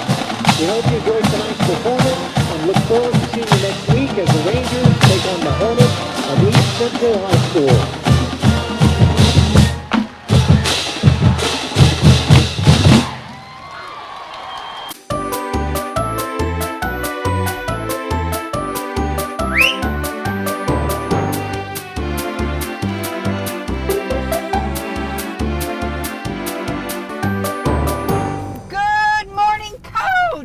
Carpooling with Coach.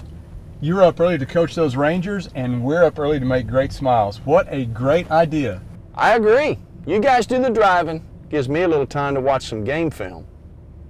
You mind if we play a little bit of music this morning?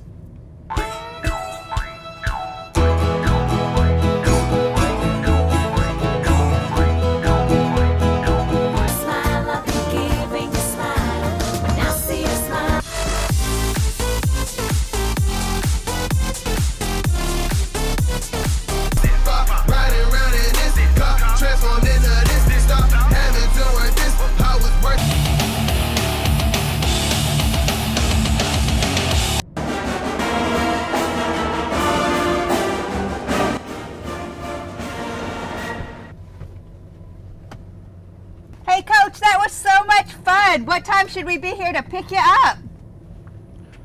About the time the Rangers wore red.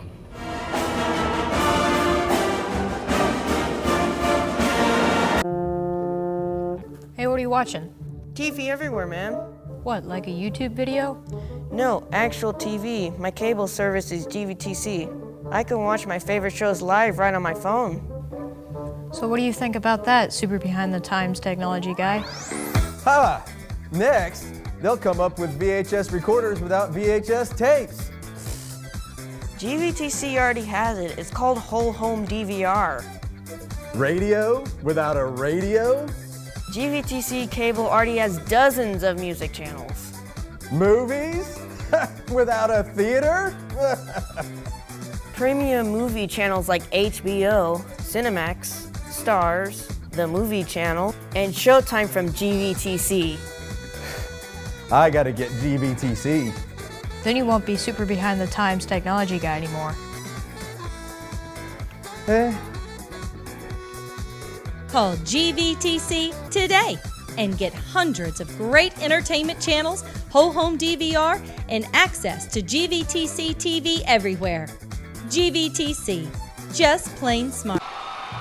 And welcome back to the Ranger Network. Tony Brubaker and Roland J. Austin Milam on stats as we bring you, or get ready to bring you, the second half as we're almost ready for third quarter action. It's Smithson Valley leading 10-7 over the Steele Knights as we get ready to start the second half. The Rangers will kick off to the Knights here in the third quarter, again with a 3-point lead.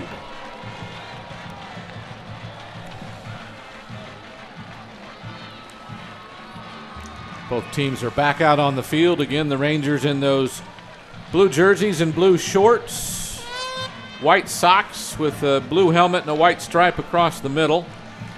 White numbers on those blue jerseys. The Steele Knights, white pants, white jerseys, black helmets with a center stripe. I'm waiting for you to describe the colors on their jerseys there. And then they are white jerseys with silver numbers. And I can promise you that silver numbers aren't very discernible from the press box, is what we continue to tell you, because it's been a challenge throughout the night, but fortunately we have figured it out for the most part. Absolutely. So, the Rangers again will kick off. It'll be Mason Reed. We'll put a toe to it here just momentarily. As the Knights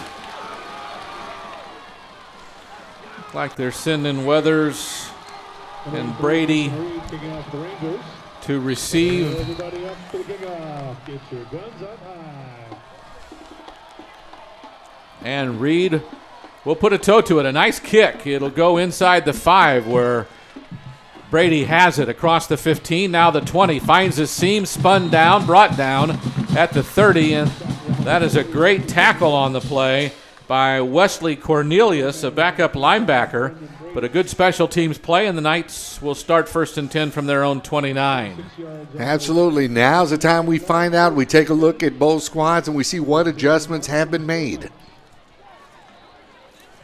So the Ranger defense, which was the biggest part of that first half story, even though Mason Reed had a remarkable 40-yard field goal and a big home run pass from Atkins to Woodard were the scoring points, but the defense, which held this offensive Steele, which averages 47 points a game, they held them to 7 points in the first half. Now they have a second half challenge, and here's Martin. Fakes the handoff, throws it right. And it's dropped. Onyx Smith had that one in his hands and through his hands. It goes down. He takes a bump from Woodard, and it's 2nd down and 10. Got Woodard playing on both sides of the football this evening, and you can see why. Young man is very talented. Primarily a defensive cornerback. Plays a little bit of offense, but always seems to make a big play. It is 2nd and 10 for Martin and the Knights. This time he'll throw a quick one out to the right. It is caught. That looks like it's C.J. Williams, but he's wrapped up in a hurry. A bunch of defenders there, including linebacker Jacob Zuber, who got the first contact. I think they lose a yard on the play. It's 3rd and 11. Here we go. Hats off again to the Smithson Valley defense. Once the catch was made, they swarmed to the receiver, and no gain on the play, as you were mentioning, possibly even a loss of one. So the Knights will send 2 receivers for a big 3rd down play. 2 receivers either way. They're 1 of 5 on 3rd downs tonight. Martin takes the snap, looks right, now looks left, now scrambles, has pressure.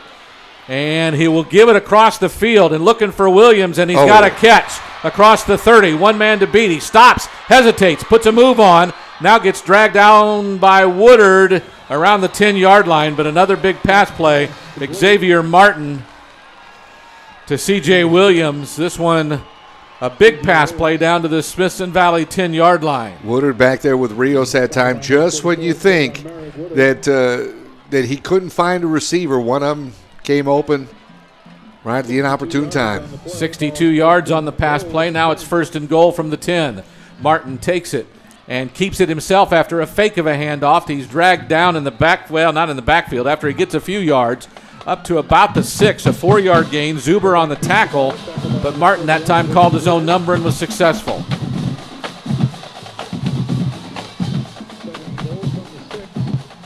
Second and goal. Martin back up in the line, takes a shotgun snap, gives it to Brady. He'll wiggle across the 5 before he's dragged down. A whole bunch of Smithson Valley Rangers there down at the bottom of the pile. Thinking that's Alex Flores, probably one of the ones who made initial contact. Some others as well. Josh Hansen was in on the play as well. Absolutely. Now a big 3rd down play, third and goal from the 4.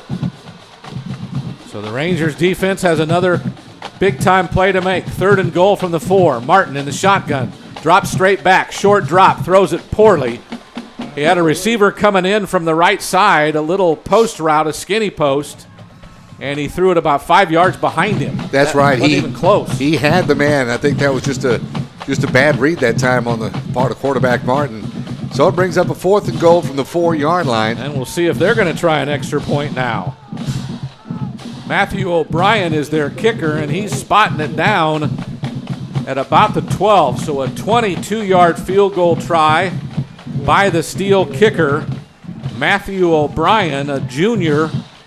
The left footer puts it up, and it looks good, and it is good, and we are tied with 9:48 to go in the 3rd quarter. We're tied again at 10 all. It's the Rangers and the Knights tied at 10, and we'll be right back on the Ranger Network.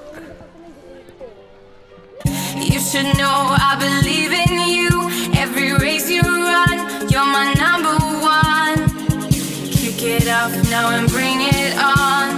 This will be your day. 'Cause baby, you are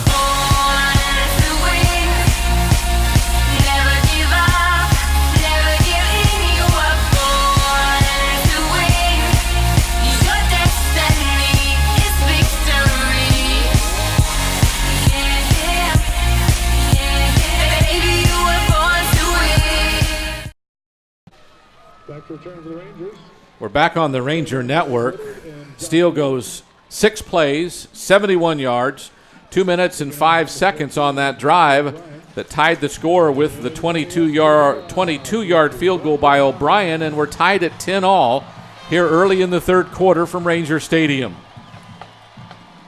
The left-footed kicker. This is a right-footed kicker who hit another pooch, and another fair catch made by the Rangers' Edwin Martinez, who very much Johnny on the spot again, comes up and makes a nice fair catch signal, and the Rangers will have the ball right around their own 35, I'll call it the 33-yard line where the fair catch was made. I like what I've seen from Martinez this evening. Just some good heads-up, smart plays to make those fair catches. Not trying to be the hero, but saying, let me haul this in and get us some decent field position, which is where they're at. So the Knights score on their only possession, their first possession of the second half. Now the Rangers will have a chance. Atkins takes a high snap and has to keep it and tries to wiggle ahead. Maybe gets a yard to the 34, so it'll be 2nd and 9, but that one just some mishandling and cost him. Yeah, it seems like everybody wasn't on the same page that time. Tackle was by number 94, Joshua Crosland.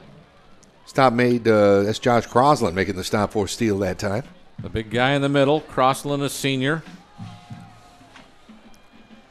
As Atkins sends Dillon in motion. Now 2 receivers right. They'll fake a run to the right. He'll throw it. It's Martinez. He'll catch it about the 44. That'll be good enough for a first down, though, on a nice pass and catch from Atkins to Martinez.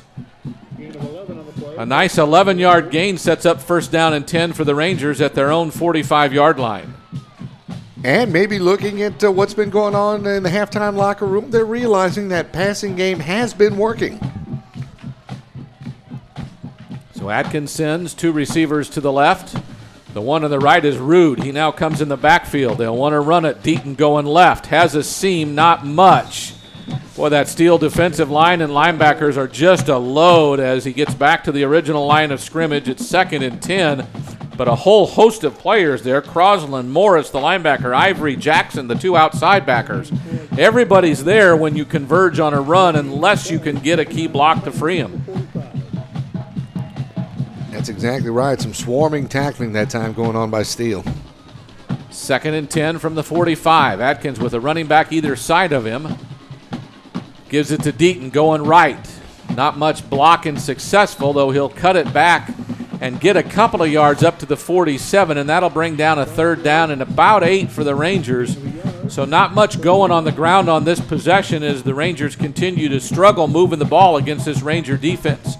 J.T. Woods from his defensive back position for Steele making the stop that time. And as you were mentioning, this brings up a 3rd and long, quite probably a passing situation. 39-yard rushing on 19 attempts so far for the Rangers. Atkins, 2 receivers either way. In the shotgun, drops straight back, a 3-step drop. Has some pressure, now wiggles out, but gets caught from behind, and here comes a flag, which is likely a hold. And it'll bring up 4th down for the Rangers, I would guess. Well, it took them a little while in the first half to get on track. We may be looking at the same thing here second half for Smithson Valley, and that's absolutely the call. It's holding against the Rangers. Have to see what the Steele coaches say. I'm guessing they'll want 4th down to happen, and they'll decline it. It is holding against the Rangers. It is declined. It is 4th down. The ball will be spotted at the 44, so officially 4th and 11. And here comes Michael Hilston onto the field to try another punt. Caden Stearns back deep at his own 25-yard line, away to the punt for Steele. Good snap. Hilston, the right-footed kicker. This is one of his better kicks, end over end. Should get a good bounce, and it does. It landed around the 30. It will end up somewhere around the 10 or 11-yard line, and that's where it will be downed. And that's a good-looking punt. That's 45 yards for Mr. Hilston. They'll spot it at the 11, and that's where the Knights will start 1st and 10.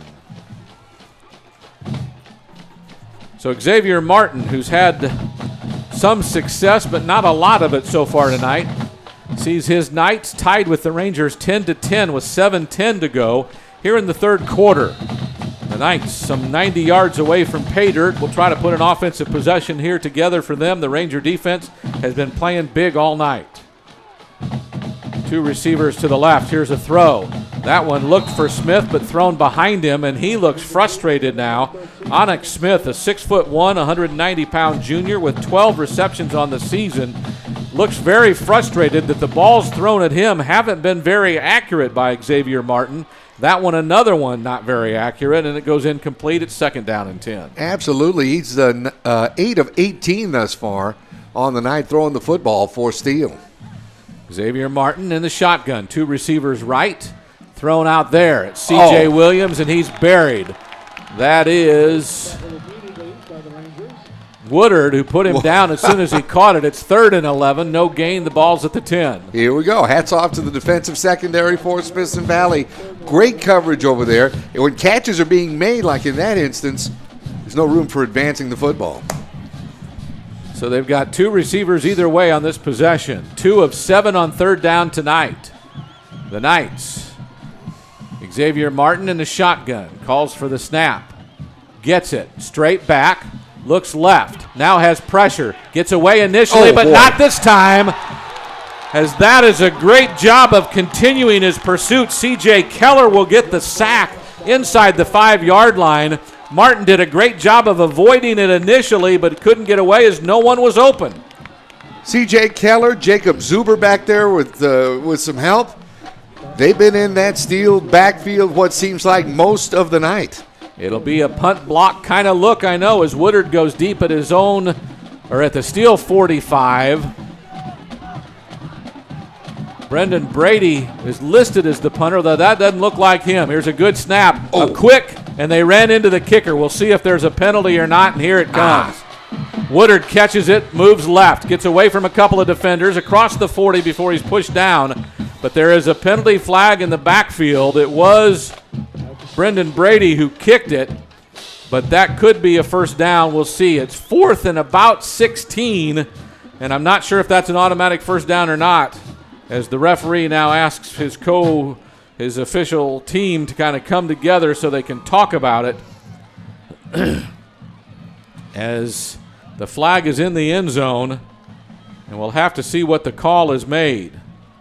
I don't know that it's a personal foul running into the kicker, but again, we'll have to see what the call is.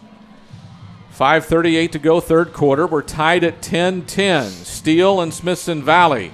The Ranger defense seems to be staying on the field, so I'm guessing this is going to be a personal foul, and they're going to, well, the Ranger coaches are not thinking so. And Larry Hill is saying exactly right. The one Smithson Valley player got pushed into the kicker. Another one was there too with contact. 2 different Smithson Valley players made contact with the kicker. I just don't know that any of it was very harsh. No, it didn't seem like either player did make harsh contact with the kicker. But now he's explaining things to the Steele coaches. So again, we'll just have to wait for the call, as this one will be a big one. The Ranger defense is coming off the field, so it's not going to be a personal foul. And it looks like the play is going to stand, as that was the question they asked the Steele coaches. Woodard's punt returned. I'm not even sure where they're going to spot it. Looks like it at the 39 is where they're going to spot Woodard's return, and that's where the Rangers will start 1st and 10, because the penalty, they just pick it up.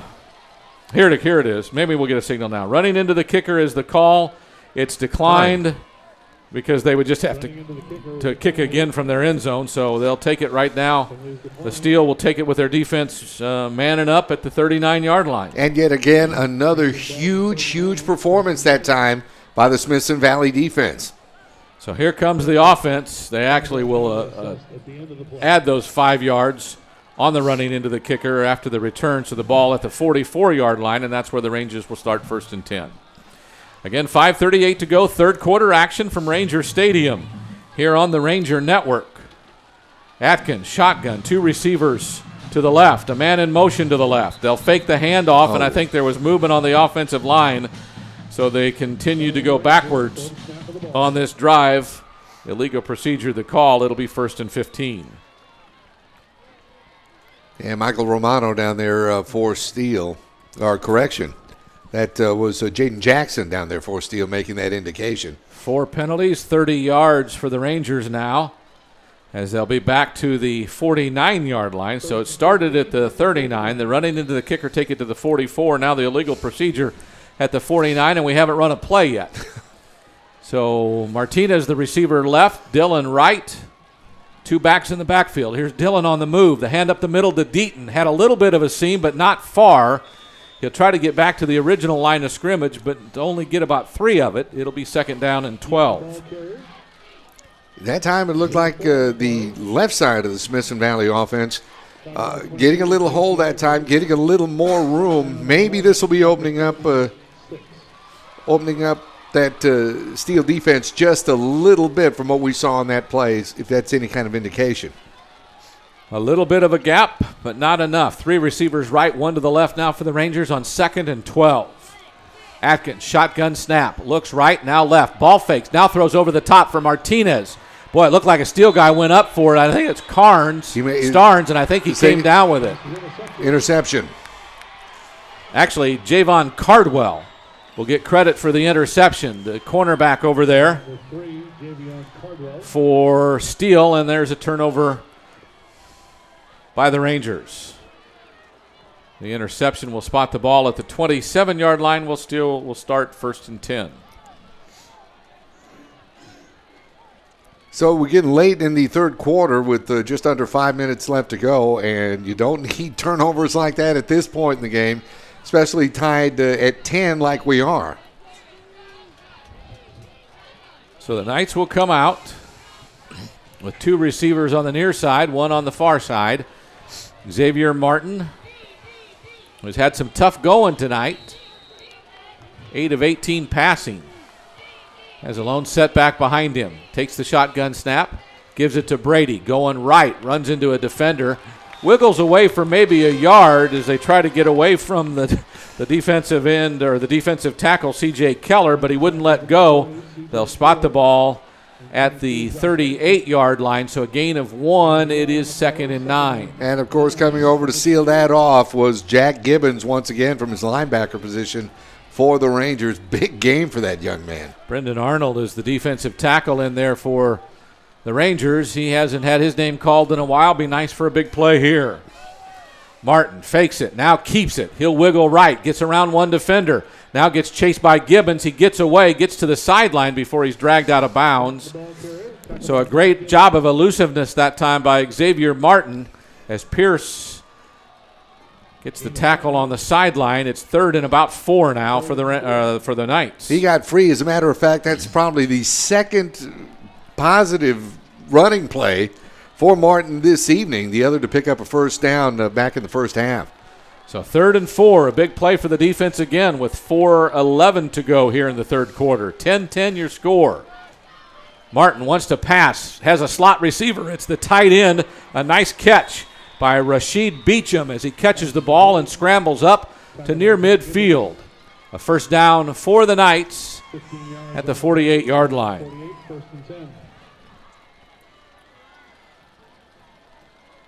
So back in a hurry, here's Martin. Keeps it after a fake of a handoff. Wiggles left. He's caught and knocked back by Beam.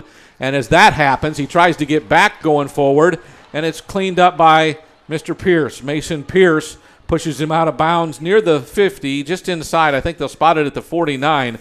It'll be 2nd down and about 7. The old Beam Pierce 1-2.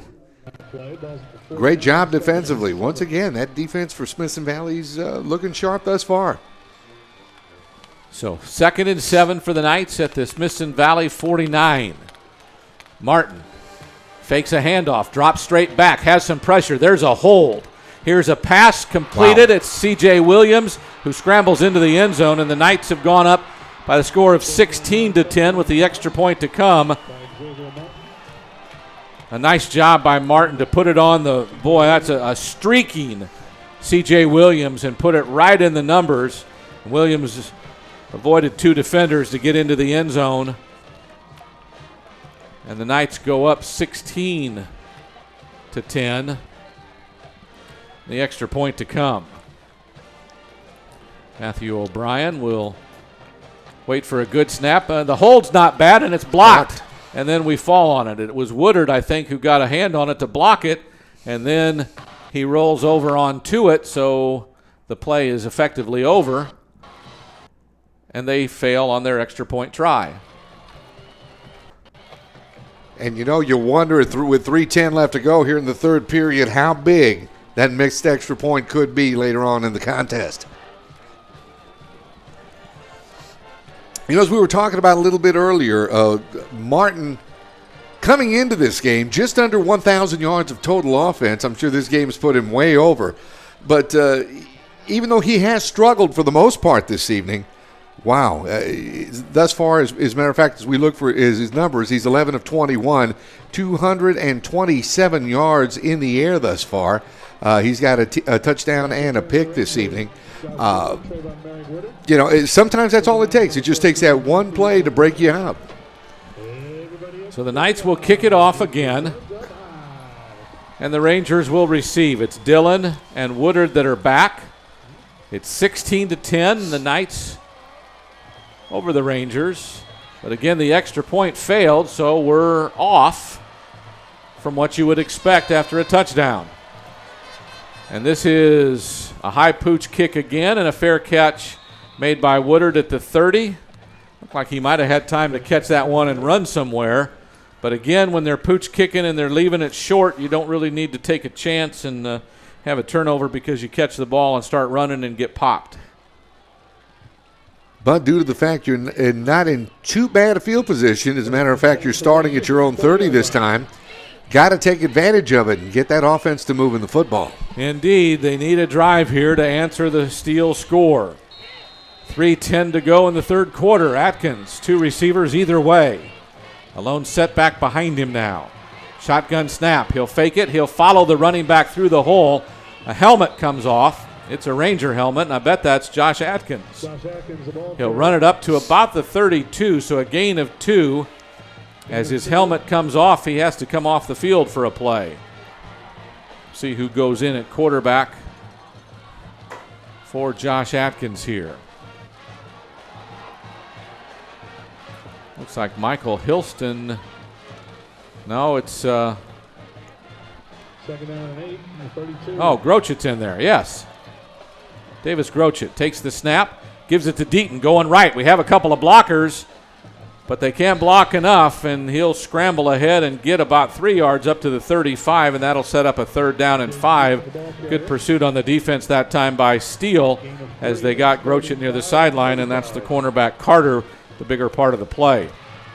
All right, 3rd and 5 right now, as you were mentioning, for Smithson Valley. What you need is a first down. You've at least got to get the first down right now to kind of set your frame of mind, get the momentum back on your side, and take it on into the fourth quarter as we're running out of time here in the third. Game clock down near the 2-minute mark here in the third quarter. Atkins back in, 2 receivers either side. Takes the snap, fakes the handoff, has pressure, avoids it, now on the run. Across the 30, he'll try to avoid a defender, and he'll run for a first down himself. Tough run by Josh Atkins. Finally tackled by Cardwell over there just past the 40. It's a gain of 6, up to the 41, and a first down for the Rangers. Gutsy run by Atkins. He saw that first down marker and just wasn't going to be denied that time. Indeed he wasn't. The senior, who's rushed for over 700 yards in his career, including 24 touchdowns. And there appears to be a timeout on the field. Is someone down?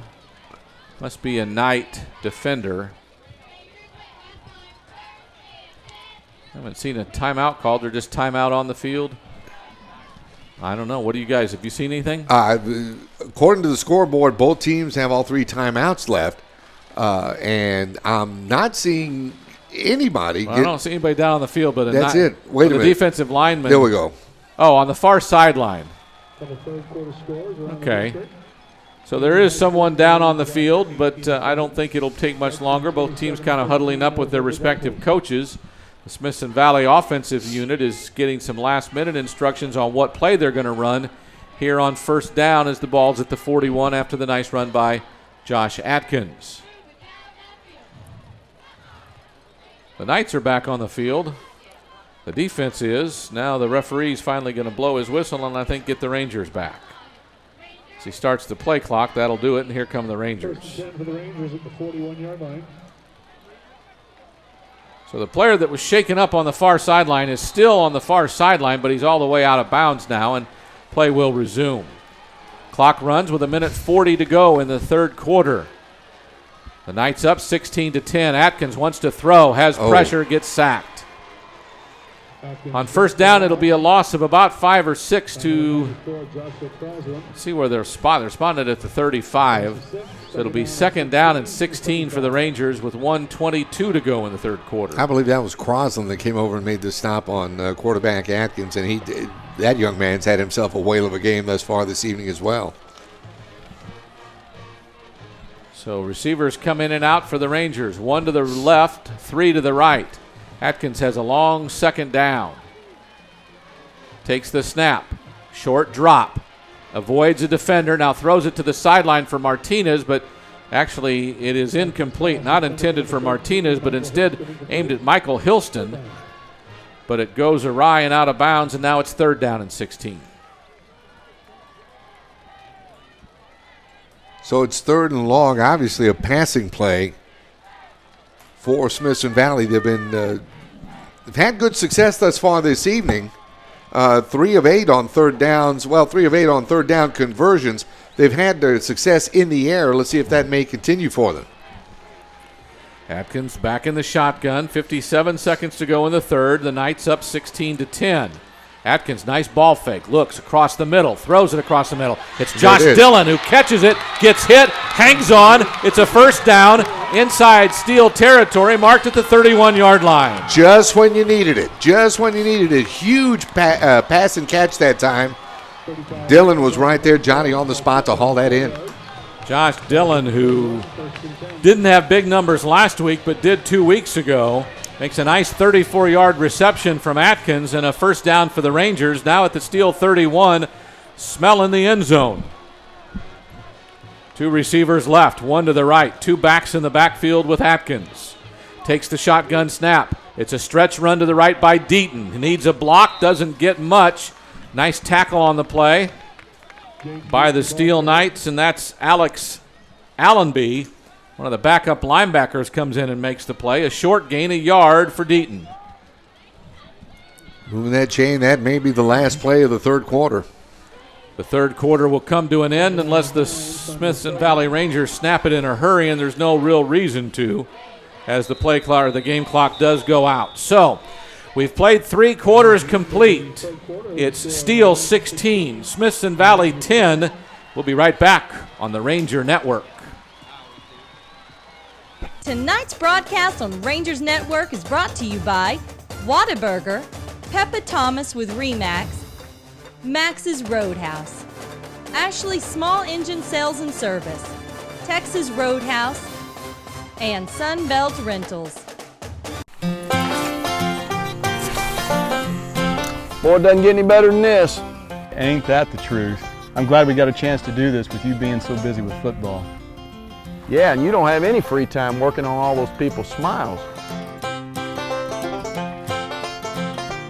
Hey, what do y'all think y'all are doing? You got kids to coach and we have smiles to make.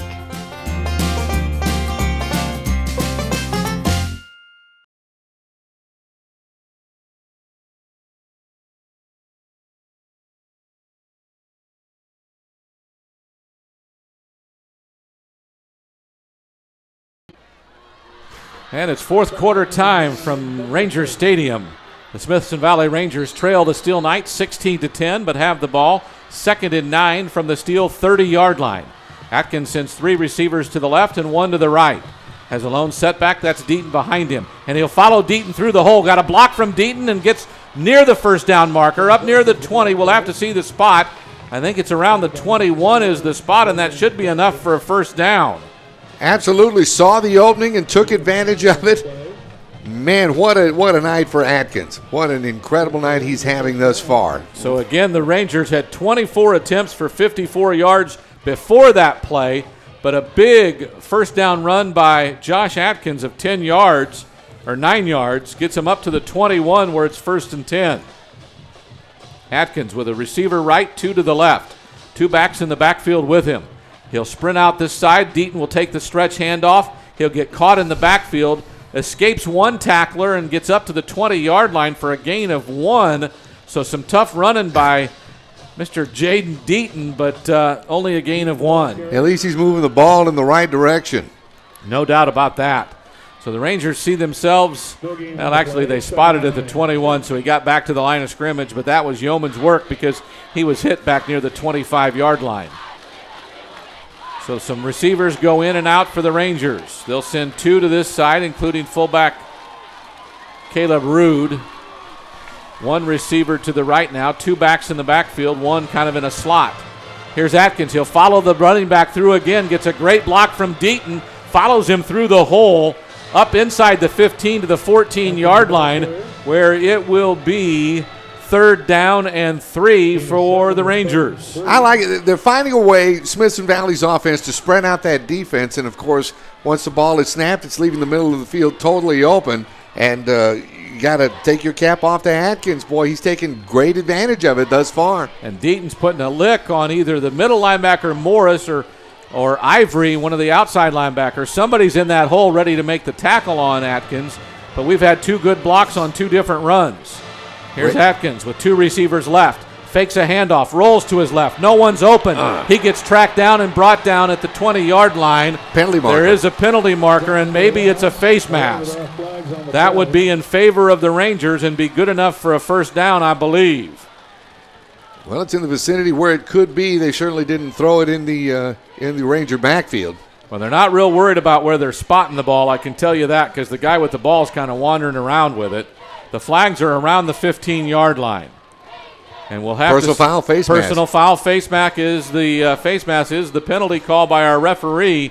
It'll be half the distance to goal from the 15-yard line, which puts it at the 7, and I'm not sure how that works, but we'll take it. So half from 15 is 7, so it's 1st down and goal for the Rangers at the 7-yard line. They'll break the huddle in a hurry.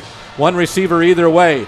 A tight end to the left, 2 backs behind him. Josh with now in a man in motion. They'll give it to Deaton up the middle, has a seam, pushes into the end zone, and he scored. Jaden Deaton says he will not be stopped and carries a couple of defenders into the end zone, including Mr. Ivory, J.C. Ivory, who had a hand on or an arm around him. And the Rangers have tied the score at 16 all with the extra point to come. The biggest run on the night thus far for Deaton, and wouldn't you know, it would be to tie the ball game up in the 4th quarter. Here's Mason Reed, a nice hold after a low snap. The kick is up and it's good, and the Rangers have taken a 17-16 lead with a lot of time left, 9:43 to go in the 4th quarter, but the Rangers are up by 1, 17-16. We're back in 1 minute. Hey, what are you watching? TV everywhere, man. What, like a YouTube video? No, actual TV. My cable service is GVTC. I can watch my favorite shows live right on my phone. So what do you think about that, super behind the times technology guy? Next, they'll come up with VHS recorders without VHS tapes. GVTC already has it. It's called Whole Home DVR. Radio without a radio? GVTC cable already has dozens of music channels. Movies? Without a theater? Premium movie channels like HBO, Cinemax. Well, we're back because they want to kick off in a hurry. 11 plays, 70 yards, 5.5 minutes on the drive. The 7-yard run by Jaden Deaton, part of his 29 tonight. The 7-yard run for the TD, his longest of the night. There's the kickoff. It's back to Brady from the goal line, up to the 20. Breaks a tackle, breaks another to the 35. He's finally dragged down. Special teams play. Nice job that time by Taylor Nixon on that. Yeah, or Tyler McCracken also got in there too, 81. So a nice job after it looked like Brady might break that one. He gets up to the 35 and Steele will have it 1st and 10 there. The Knights, though, trail the Rangers 17-16 with 9:35 to go in the game. And here we go. What's left in the tank for the Smithson Valley defense? We're about to find out. We are indeed. Ain't we having fun now? We are. Ranger defense will be called upon for another stop. as the Knights and their explosive offense of 47 points a game right now at 16. Martin gives it to Williams on a run left, has some room, gets popped by Woodard and knocked back on his backside, but he does get up to the 40 for a gain of about 5 before he is knocked back. Woodard did pop him. I felt that up here. That was boom. Big hit that time. He put a shoulder pad right in the middle of his chest at the 39, so a gain of 4. It's 2nd and 6. Trayvon Merrick Woodard with the defensive stop on that one. Martin hands it off. This looks like Weathers. And he'll wiggle through the defenders. Nix brings him down near the first down marker. They'll keep him at the 44, so it'll be 3rd and 1. Big play right now for that Ranger defense. 2 backs behind him. Xavier Martin, 3 of 9 on 3rd downs, and it looks like they'll get this one, as they'll run the ball over the right side. Looks like Brady for a couple of yards to the 44 and a first down for the Knights. It's 1st and 10. Ramirez in on the stop that time for Smithson Valley. So 1st and 10 for the Knights, 8:40 to go in the game. Here's Brady, left side, had some room, then Jack Gibbons shuts the door. Brady goes down hard, kind of on his head. They'll credit him up to the 49. It'll be 2nd down and 7. That's the thing. Just when you think that Steele's got the door open, about to make a big run, Smithson Valley cuts it off. As you were mentioning, Gibbons, another huge play defensively. So the drive continues as we'll near 8 minutes when they snap this one. Xavier Martin trying to orchestrate another game-winning drive for the Knights. He'll drop back. He'll pass. Has pressure. It's a screen to Brady. One man to beat, and he does it. I think it's Fullen or Nix. No, that was Nix. It's wow. Taylor Nix makes a shoestring type of tackle just across midfield. They'll mark it at the 47. That brings up 3rd down and 3. They've got to get to the 39 for a first down. Big play. 7.5 minutes to go in the game. Smithson Valley leads it 17-16. Martin takes the snap, gives it to Brady, going left. A couple of defenders there. He won't get away. Let me see. Whistles. Nix has the football. I don't know if it was a fumble. I don't think it was. I think that's why the continuous whistles came. But they stopped Brady that time right at the 50-yard line. It's 4th and about 6. Will they punt with 7:07 on a running 4th quarter clock? Brady's going back in punt formation. Woodard will go back to receive it for the Rangers. Be leery of a fake. Wow. Rangers put 10 guys on the line, looking like they're all going to go after it. The punt by Brady goes straight up in the air. It might cover 10 yards, maybe 15. Gets a Steele bounce, and boy, it's going to be a great punt now. That ball traveled about 14 yards in the air past the line of scrimmage, but then rolled another 30 yards. It lands at the 15-yard line, and that's where the Rangers will start 1st and 10, but they do have the lead. It's a 35-yard punt, no return. Again, more than 20 of those yards were on a roll after the ball went almost straight up and came down and had a great end-over-end bounce. Still plenty of time left on that clock, as you were mentioning. A little over 6.5 minutes left. Ball control offense right now. That's what the Ranger offense is going to need. Indeed, they need to hang on. A couple of first downs would be nice to work some clock here. And no turnovers. Tight end right, 2 receivers left. 2 backs in the backfield with Atkins. He's going to run it himself. Has a seam. Has near first down yardage as he's not dragged down till he gets to the 25. I think they'll mark him just short of the 25. It'll be 2nd and short. Boy, that was a nice job of interior blocking by the right side of the line.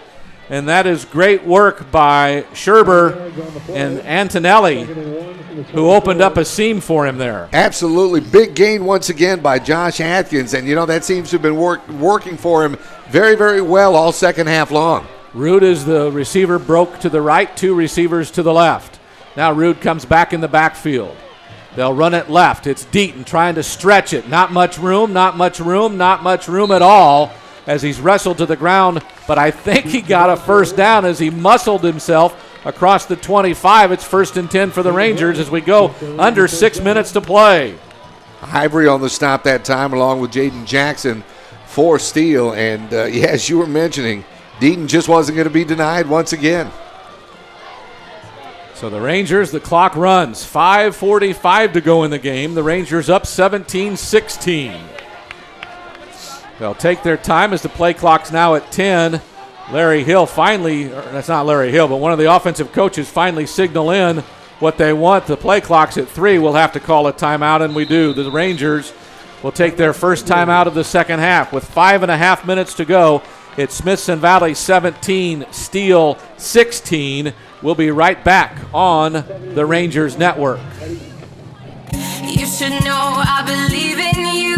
Every race you run, you're my number one. Kick it up now and bring it on.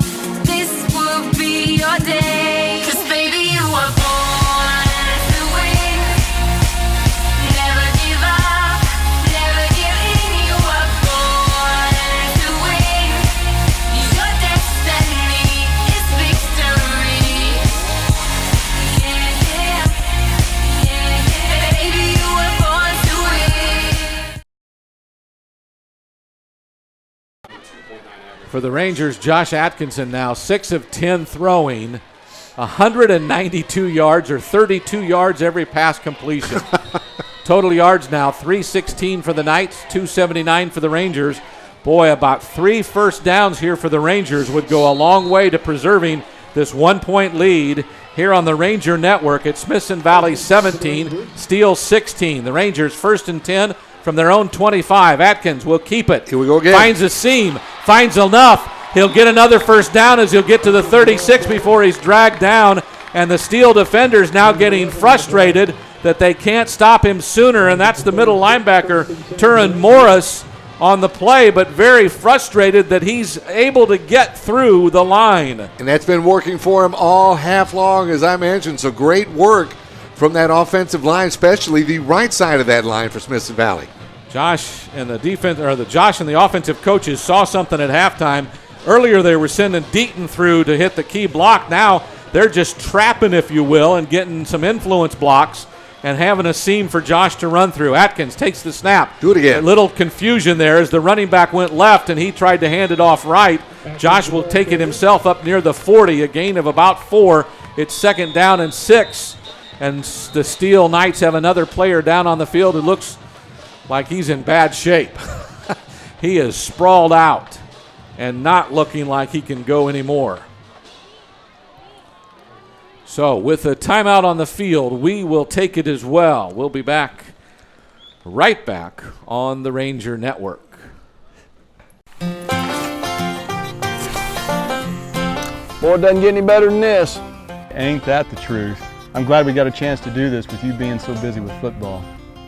Yeah, and you don't have any free time working on all those people's smiles. Hey, what do y'all think y'all are doing? You got kids to coach and we have smiles to make.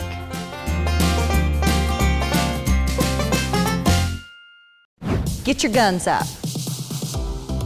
Do you know exactly what qualifies it to be a marsupial?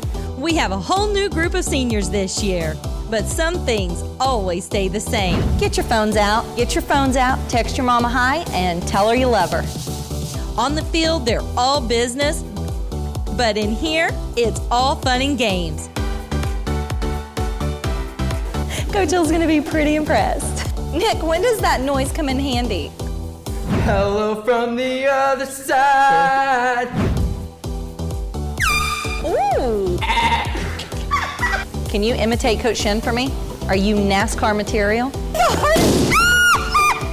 After I get done watching my Minecraft videos, draw me a picture of Coach Hill. Watch Senior Moments with Emily every week on Inside Rangers Football. Am I gonna have to do laps after that, Coach?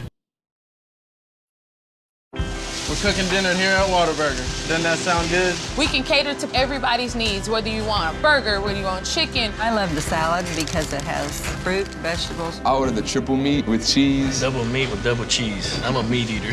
Whataburger for dinner. It's a time where all the family can get together. Everybody's off of work, everybody's out of school. Dinner's special for me and my family because it's the one meal out of the day that we get to spend together. I love seeing happy faces at Whataburger, and I would love to cook you dinner.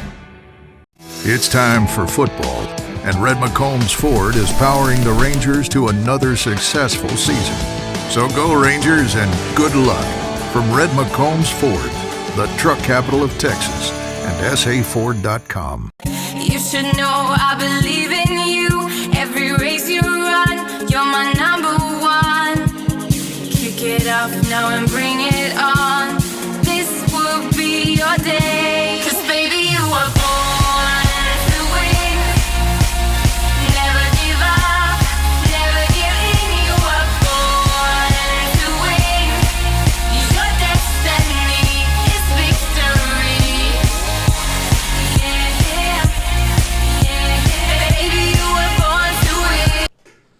We're back to a quiet Ranger Stadium as the young man who was injured for Steele is still down on the field, and they're bringing the EMTs with a stretcher out now to try to get him off the field, as he has not moved a whole lot since he first went down on a first down run. Bringing up a second down and about 7, but that's really irrelevant at this point, as I do get word that his legs have been moved, so some of his extremities have moved, as they will try to get him on the stretcher now and off the field. There is 4 minutes and 43 seconds to go in the game. The Rangers of Smithson Valley lead the Knights of Steele 17-16 in what is the district opener for both teams, as it's district opening weekend on District 27 6A. Earlier tonight, we told you Judson was leading New Braunfels, Canyon was leading Wagner, and Clemens was leading East Central. We'll try to get some updates on those scores as we have a moment here and see if we can get an update. The only one that was remotely close was Canyon and Wagner, so maybe we can see what they're doing in that one. In the fourth quarter now, it looks like it is Canyon 20, Wagner 7. Wow. Judson all over New Braunfels 41-13. And Clemens all over East Central 49-14. So this is the closest of all the district games tonight, and probably I imagine there were some people who didn't think it would be the closest game because they didn't expect the Smithson Valley defense to play like they have tonight, and that has been total all-out effort as the Rangers have a 1-point lead, 17-16, again, 4:43 to go in the game, and the young man, again, still on the field as they're trying to work a way to get him up onto the stretcher.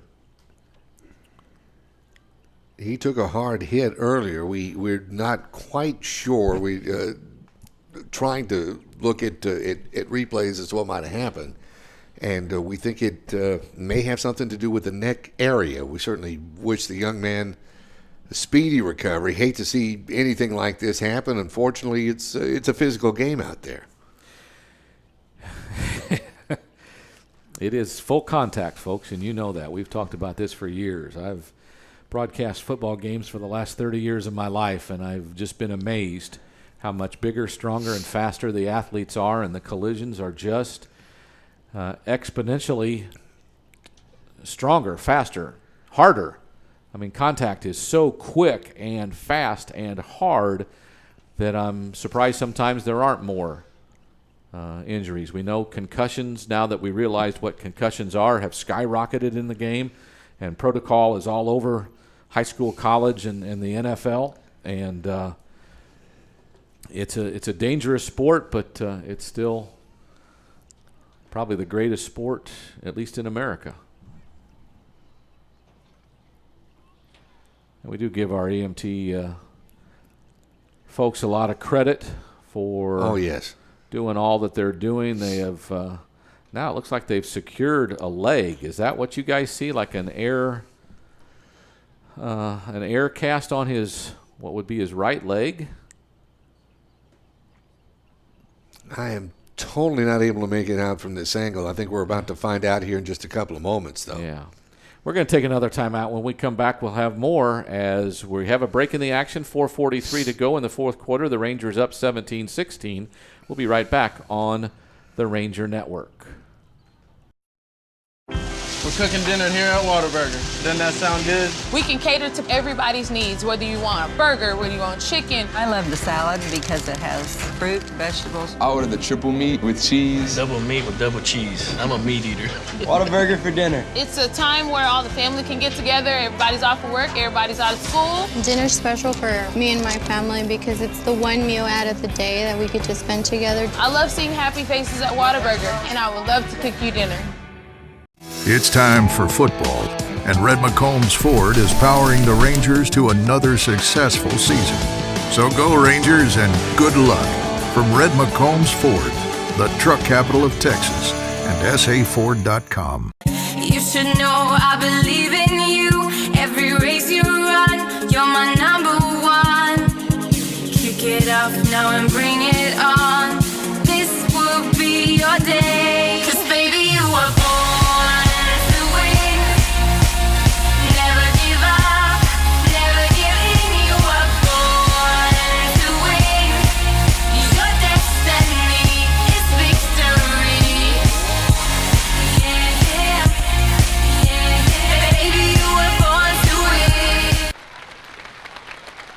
And both the Steele and the Ranger fans are giving a nice hand for the injured player, which has been identified as number 55, Henry Willoughby, listed as one of the defensive ends for the Knights as he's been carted off. Looks like they have secured his head and neck and now strapped both of his legs down as well as they usher him off. We have seen movement from his arms and legs. But they're taking all precautions as they take him off toward the ambulance. And kind of a neat scene to have all the Steele players over in the sideline with their coaches, getting some last-minute instructions. All the helmets are off, perhaps even saying a little prayer for the senior Henry Willoughby. Absolutely, and our prayers for Henry as well for speedy recovery. So the ball is at the 40-yard line, where the Rangers will have a second down and about 7. Both the Steele fans and the Ranger fans now standing up, continuing to applaud as Mr. Willoughby makes his way with the EMT folks to the ambulance. And the play clock has begun. 4:40 and a running fourth quarter clock. Second down and the Rangers up 17-16. Will be at under 4.5 minutes to go when they snap the ball. 2nd and 7 from their own 40-yard line. Atkins, 2 receivers right, 1 to the left. That's Woodard. Josh takes the snap. He'll run it up the middle. He'll get a couple before he's pushed back as the defense with some extra energy gets him about 2 yards, maybe 3 to the 42. It'll be 3rd down and about 4 for the Rangers as everybody on the middle part of the line, including Josh Crosland and linebacker Turin Morris, was in on that one, and Josh got 3. Braden Surley also in on that. Seems like they were ready for him that time, but the clock continues to wind down. As you were mentioning, this a huge 3rd down play for Smithson Valley to try and keep this drive alive. Smithson Valley about 33% on 3rd down so far tonight with 3:40 to go. Atkins, 1 receiver either way. Now in motion, it's Woodard. They'll give it to him coming left. It's a receiver sweep. If he can beat 1 man, he has a chance, but they will gang tackle him and keep him in the play of field. So the clock will continue to run as they'll spot him up to the 44. And I think Steele will call timeout with 3:23 to go. They'll use their first timeout. Woodard's gain up to the 44, bringing up 4th and 2, but there is a timeout on the field. We'll keep it here on this one as the Ranger offense will no doubt, at least in my opinion, no doubt punt the ball away. But you've only got a 1-point lead, and there's still 3 minutes to go, and you're playing the most explosive offensive team, I think, in the vicinity, the Steele Knights. Morris and Cardwell in on that last stop for Steele. And I don't know if it's going to be difficult to turn this over to the offense. The defense has really got to rise to the occasion this time. As you were mentioning, it does look like the punt team is on for Smithson Valley. I don't think you have much of a choice because if you don't make it, they get it inside midfield. If you do punt it, they might have to go 70 or 80 yards. Michael Hilston will try to put a good foot to it. The snap is good. Oh. He bobbles it. Now kicks it. Not a bad kick for a bobble. A fair catch will be made by C.J. Williams, and he'll catch the ball, and that's where the Knights will start at the 23-yard line, their own 23-yard line with 3:19 to go. Almost trouble there as Hilston mishandled a snap, which wasn't bad. It was a little bit low below his waist, but he picked it up quickly and got a good foot into it. A punt of 33 yards. Now the Knights have it with 3:19 to go and 77 yards to go to take the lead. Not exactly the position you would want to be in, but at least you have a 1-point lead if you're a Ranger fan. Yeah, this is why you play the game. It all comes down to this. 3:19 to go, as you were mentioning. Steele's offense on the field. Xavier Martin motions Williams in motion. Takes the snap, looking right. Looks for Williams, not there. Comes back left. It could be picked off. It's incomplete, and they're going to call interference. That's Smith again, Onyx Smith, who went up for it. Looked like Ricky Rios and Trayvon Woodard both were there to defend it. Woodard was short, and I thought he got a hand on it. And that's going to be a very, very tough interference call again against the Rangers if that is the call. Because I think both guys jumped for the ball, and at least where I grew up, when you both go for the ball and nobody's grabbing anybody, that's not interference. But they're going to march off 15 yards against the Rangers. Calling interference, it's first down with 3:13 to go. That one only took about less than 10 seconds. A 1-point lead for the Rangers. 3:13 to go in the game. It's first down Knights at their own 37. Defense has to step up again as it has all night. Here's Martin, a lot of time looking ahead. That's Starnes. He catches the ball. He's loose. Across the middle he went. He breaks a tackle. Now gets wrapped up and thrown down by Taylor Nix, but not until he gets to the 19-yard line. And with 3 minutes to go, the Knights have advanced all the way to the Ranger 19. Another first down for the Knights. 48 yards on the pass play, 58 yards on the pass play to the 19-yard line. So the Knights with a 1st and 10. Handoff faked. Martin keeps it. He drags a tackler before the ball comes out, but I don't think it's a fumble. I think they'll mark him down. Martin gets back to the original line of scrimmage. It's 2nd and 10 from the 19. The clock runs with 2:28 and movement now here in the fourth quarter. Smithson Valley leads at 17-16. Each team has 2 timeouts. It's 2nd and 10 from the 19. The Ranger defense, which has been tremendous tonight, has to have one more stop to keep them out of the end zone. Martin, shotgun snap, straight back, looks left to the end zone. Coverage by Woodard. We'll see. They call it a touchdown. I think Smith went up and got it over Woodard's hands, and Trayvon went up high, but they're calling it a touchdown in the back corner of the end zone. I got to believe that's Onyx Smith because he's made all the big catches tonight. 22-17. No doubt they'll go for 2. Try to make it a 7-point difference. And I believe a timeout is called. That was just huge. Right now they're high on adrenaline. And it seemed as this happened after Willoughby's injury. Just kind of lifted the team a little bit to another level. And sometimes that's all it takes is just something of that nature to spark an entire team. And you knew this was a high-powered offense coming into this contest this evening. Well, the defensive stop here, what it does is it keeps the margin at 5, meaning all you had to do was score a touchdown to win and not score a touchdown, kick an extra point to tie it and go into overtime. But this is a big play for the defense because your offense still has to march a semblance of the length of the field wherever the kickoff ends up to to come back and get this one. You know, it's interesting. Although Martin has been in check for a good portion of the ball game, he's 14 of 24, 308 yards in the air tonight. Some big plays. Those were two big plays. The one initially to Stearns that got him up to the 19, and then that nice throw and catch to Smith in the far corner of the end zone. Now they have a receiver wide open on the left side. Woodard goes out there finally. Now it's a broken type situation as they'll try to snap it with no blockers. And now Martin throwing right. 2-point conversion good. That's Willoughby. 2-point conversion is good. And the Steele Knights have taken the lead 24-17 on the touchdown pass. And now the 2-point conversion. 24-17, the Steele Knights lead with 1:57 to go in the game. But that's the good news. I mean, the good news is there's still time left on the clock. The Smithson Valley offense has had a tendency of striking fast, and they still have 2 timeouts left.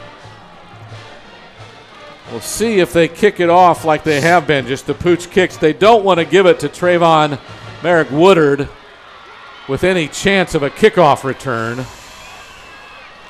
So I'll be curious if they continue to pooch it like they have the last several times. The Steele Knights lead at 24-17, a heartbreak kind of a situation for the Rangers, who came back and took the lead in the third quarter, and now here late in the fourth, they're down by 7.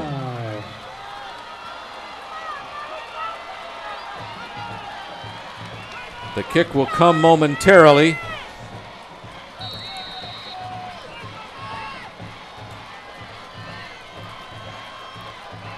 As Jason Fotakis, the senior kicker who's been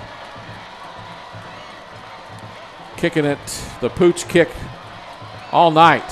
Here we go. This one is again. And this is a fair catch called and successful by Cameron Livingston. The ball at the 26, and that's where the Rangers will start 1st and 10. Clock did not move because of the fair catch. So Josh Atkins and the Rangers now have some work to do. They have 74 yards to go. The Knights did it in a little bit, just over a minute. The Rangers have 2 minutes, so they've got plenty of time. Here it goes, big. And the Steele looks like they're in a prevent kind of defense here. Atkins takes the snap, throws it. Nice looking pass to Woodard. I think he got interfered with, and there's no penalty flag. No penalty marker. Xavier Player was the defensive back, and he was on his back as he dove for the ball. I'm telling you what, if that's not a penalty, I don't know what is. Edwin Martinez, the intended receiver, I should say. And that one, the coaches are very active on it as well, but they know they've got to get a second down play in. 1:53 to go. Clock is stopped. Play clock at 20 as the signal is coming from the sideline. Only 4 ticks off the clock to run that play. Again, they look prevent. Three men deep, probably 25 yards off. A 3-man rush. Atkins fakes a handoff. Gets pressure, gets bumped, gets knocked down. My goodness, a 3-man rush, and they got to him. Amir Farmer, I think, put him down with the extra bump. Yeah, it was Farmer from his defensive tackle position. That brings up 3rd and 15. This one huge for Smithson Valley. Got to pick up a big chunk of real estate if they're going to keep this drive alive and any hopes alive. No doubt it's 4-down territory as the clock runs with 1:25 to go. They need to get a chunk of it here. Atkins surveys the field. 3 receivers right, 1 to the left. Has pressure. Now has to find someone open. Throws a dart too high. Intended and incomplete. Intended for Grochette. So it's 4th and 15, and here's the ball game with 1:10 to go. The Rangers have to have a first down, or the night will be over. They have to get out near the 36-yard line, and they're at the 22. So 4th and 14. Grochette is left by himself. 3 receivers are right. Atkins, again with a 3-man rush by Steele, has to find enough time to get it up the field. Has some time. Moves the wrong way, now comes back, has pressure, gets wrapped up, throws it incomplete. And that's the ball game, as that's Smithson Valley turning it over on downs with 1:01 to go. The Steele Knights will have the ball in a 7-point lead, and that'll more than likely do it. That's it. They can still stop the clock twice, but it was everything it was advertised to be. Absolutely. We were treated to a good one this evening. We were. A heck of a ball game, and I tell you what, the Smithson Valley defense deserves better than a loss tonight, because they played as good a defensive effort as I've seen in a long time from anybody. They sure did. They sure did. And they should take a lot of this with them to the remaining games. With a win, Smithson Valley will fall to 1-2 overall and 0-1 in District 27 6A. The Steele Knights will move to 3-1 and 1-0 in district play. More than likely the victory formation with 1:01 to go. Smithson Valley can stop them twice with timeouts. They'll snap it to Martin. He'll hand it to Brady. He'll be brought down by the Rangers safety Hansen. Smithson Valley will call a timeout with 58 seconds to go, and it'll be second down and about 9. He gives Brady gets a yard on the run. So a timeout on the field will keep it here, as the Ranger defense will be able to stop it one more time. Checking around some scores from around the area, district scores. You were mentioning a fourth quarter score. Clemens on top of East Central, 56-14. It's Judson big on top of New Braunfels, 54-13. And the Canyon Cougars on top of Wagner, 29-13. I think you were mentioning Wagner undefeated at this point. Yes, indeed. So go Rangers and good luck from Red McCombs Ford, the truck capital of Texas, and SAFord.com. So it looks like so far district standings, Judson looking like they're going to go on to be the only undefeated team right now in the district. Steele Knights are good. The Rangers are good too. Yes, they are. That's what we can take away from this night. You know, and this is just a tough district almost, top to bottom. It's a tough district indeed. So 2nd and 9, 58 ticks to go on the clock. The play clock down to 2. They're going to run out of time and have to take a penalty. They don't get after a timeout, they don't get the play called in time. So it'll be 2nd down and 14. Did he call a timeout? He indicated that they did, so that may be it for so they'll be out of timeouts. They will give them a timeout, and it won't be delay of game. The referee got an earful from Scott Lenhoff, but I don't know why he's yelling at the referee. He calls a timeout with his side judge over on the far side of the field. It's not the referee's fault. I didn't hear a whistle. In fact, none of us heard a whistle before the clock ran to 0, so I don't know who he's calling the timeout to, but Steele gets a timeout. That's their final timeout. They lead by 7, 24-17. They have the ball, 2nd down and about 9 from the 21-yard line. And they'll try that again here with the play clock to restart here momentarily. So Xavier Martin in the shotgun. Fakes the handoff, and now he wants to run. I don't think he'll throw, and he won't get, he breaks a couple of tackles.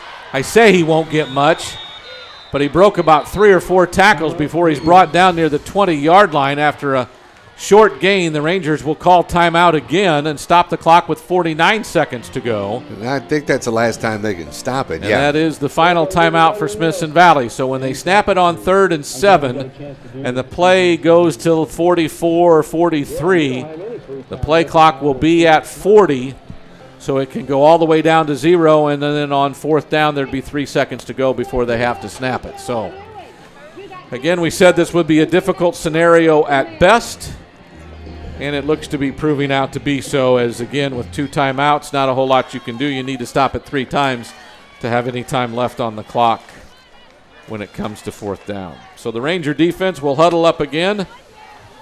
The Knight offense is getting their instructions. The ball at the 19, so it is 3rd and 7 with 49 seconds to go. And again, the Knights trying to put this one in the bank. That's true, but if you look at the scoreboard right now, and Steele on top of Smithson Valley 24-17, it's a far cry from last year's Steele 42-16 win over the Rangers. And I was here that night. Third down and 7. It was not a bad game, but I'm not sure it was even that close. And Martin will take a knee after he takes some time off the clock. 45 seconds to go. The play clock restarts. There's about a 4-second, 5-second difference. So, and then Scott Linoff and the coaches are saying the play clock reset early, but it reset when his knee hit the ground. I watched it, so I thought it was all good. Who knows? Does it really matter at this point?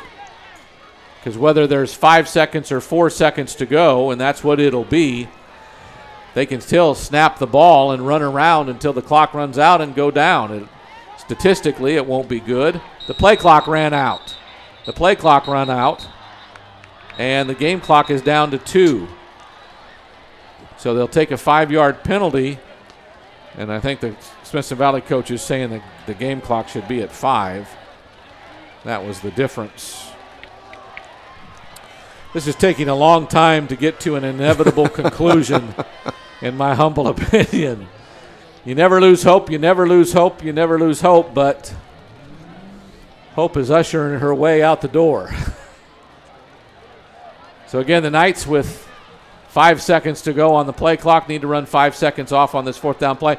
Or Smithson Valley will get a chance at one play, and we know how dangerous that can be. Just ask Oklahoma State, who had an untimed play go against them and cost them a game a couple of weeks ago. That's true. Stranger things have happened. On a very bad call by a officiating crew. So again, they'll snap it to Martin. 5 seconds on the game clock. He will run around. There's an all-out rush. He takes a knee, and the game clock only went off 2 seconds, and now there's a penalty flag. And I don't know if that's against the Rangers. I don't know how only 2 seconds went down from the time they snapped it to the time he put a knee down. They tackled him as he put his knee down, but I mean, how do you stop when he's standing up and you're lunging after him? Too many players around the officials as they're discussing this. The Knights are going to win it 24-17, but we are having a heck of a time trying to end this game. The ball spotted back at the 43 or 44 now. The officials trying to decide whether there's a penalty. There is a flag and what the penalty is. Here's a dead ball, personal foul against Smithson Valley. Foul on the Rangers is the call. That would be an automatic first down, would it not? I believe so. 15-yard penalty. Yep.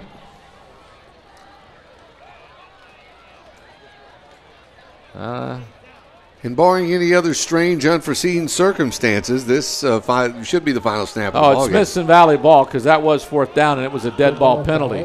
So with 3 seconds, the Rangers will have one play. So it was not an automatic first down. No, it was not. Okay. I should have realized dead ball means the play was over at Smithson Valley ball wherever they put it, and that's the case. It's at the Smithson Valley 27-yard line where Josh Atkins and the Rangers will have one more play. And I see 11 Knight defenders spread from about the Smithson Valley 30 all the way back to the Knight 30. So they are all over. You talk about a prevent defense. This is very prevent-oriented. 5, 6, 7, 8, 9, 10, 11. They have 12 guys on the field. And you know what's coming. They have 12 guys on the field, guys, don't they? Let's see. Atkins gets pressure, escapes it, throws it up to, and then a lateral to Deaton, and then a lateral to Josh Atkins. Now to the offensive lineman, back to Josh Dillon, and he's tackled. 1, 2, 3, 4, 5, 6, 7, 8, 9, 10, 11. They had 12 guys on the field, folks. It doesn't matter, though. The game is over, and the Knights win it. It is a final from Ranger Stadium. The Steele Knights have come in and taken this one away from the Rangers in the district opener for both teams. 24-17, the Knights defeat the Rangers. Steele over Smithson Valley, 24-17. We'll be back with our post-game show after these timeouts. Boy, it doesn't get any better than this. Ain't that the truth? I'm glad we got a chance to do this with you being so busy with football. Yeah, and you don't have any free time working on all those people's smiles. Hey, what do y'all think y'all are doing? You got kids to coach, and we have smiles to make.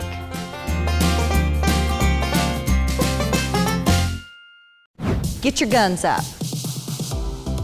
Do you know exactly what qualifies it to be a marsupial?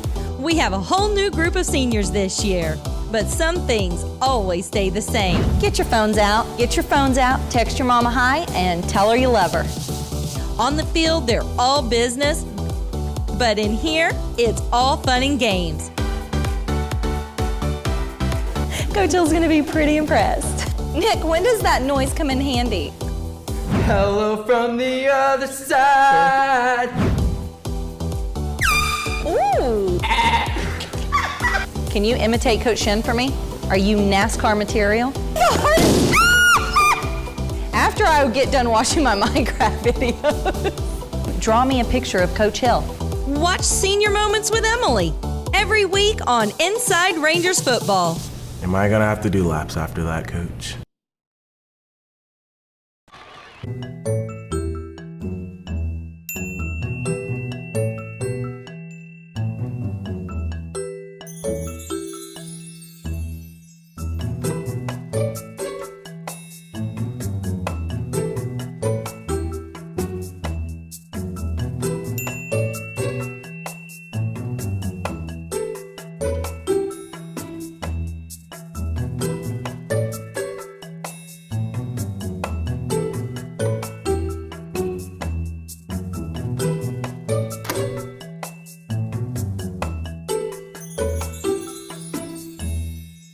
Cool, right? I can control just about everything in my home from my phone since GVTC installed our Connect Home security system.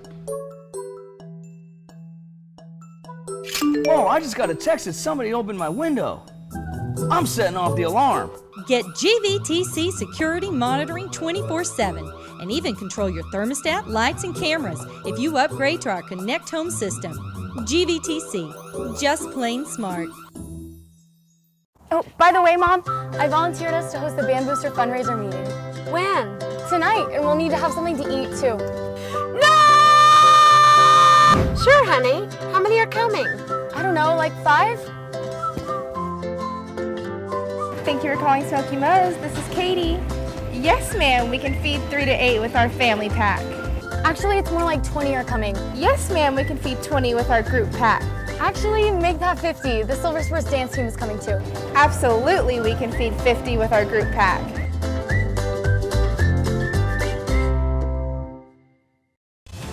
Welcome to the Rangers Network.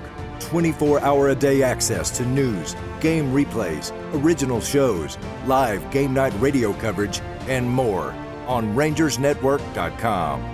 Watch every home and away game the day after, complete in the way only the Rangers Network can bring it to you.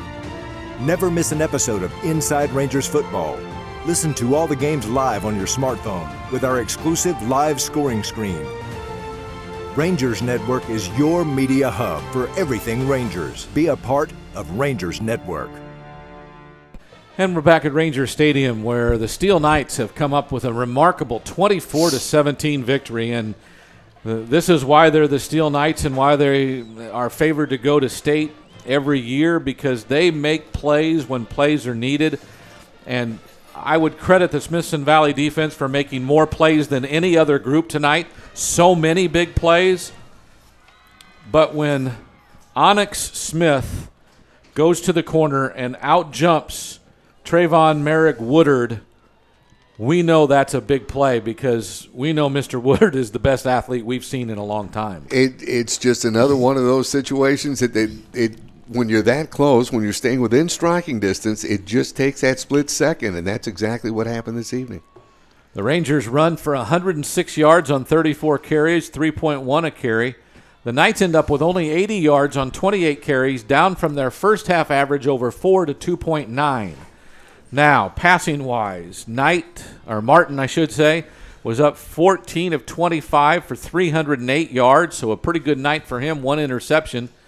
And for Josh, at one point, wasn't he 6 of 10, ends up 6 of 14 with a pick, 192 yards for him. So, again, total yards are kind of askew because of their last drive, 388 to 298. Each team with an interception. We had the only fumble loss, so 2 turnovers by the Rangers, 1 by the Knights. Time of possession, a little bit in favor of Smithson Valley, but not much. Penalties, both teams with 30 yards in penalties, both teams with 4 penalties. Punts, they average 45, we average 36, so field advantage to them. 11 first downs for both teams. They're 4 of 12 on third down, we're 4 of 11. I mean, it's a close game all the way through. All the way around. Wasn't a blowout. It was a touchdown win, and the numbers indicate it. Crazy. If you're a Smithson Valley fan and you're listening and you're watching and you're hearing all this, it's frustrating.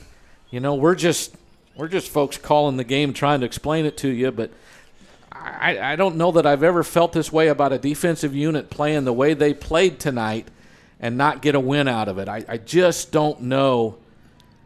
There's a great life lesson because we all know life isn't fair. We're all old enough in here to know life isn't fair, and just because you played well doesn't mean you're going to win. But my heart does break for those guys.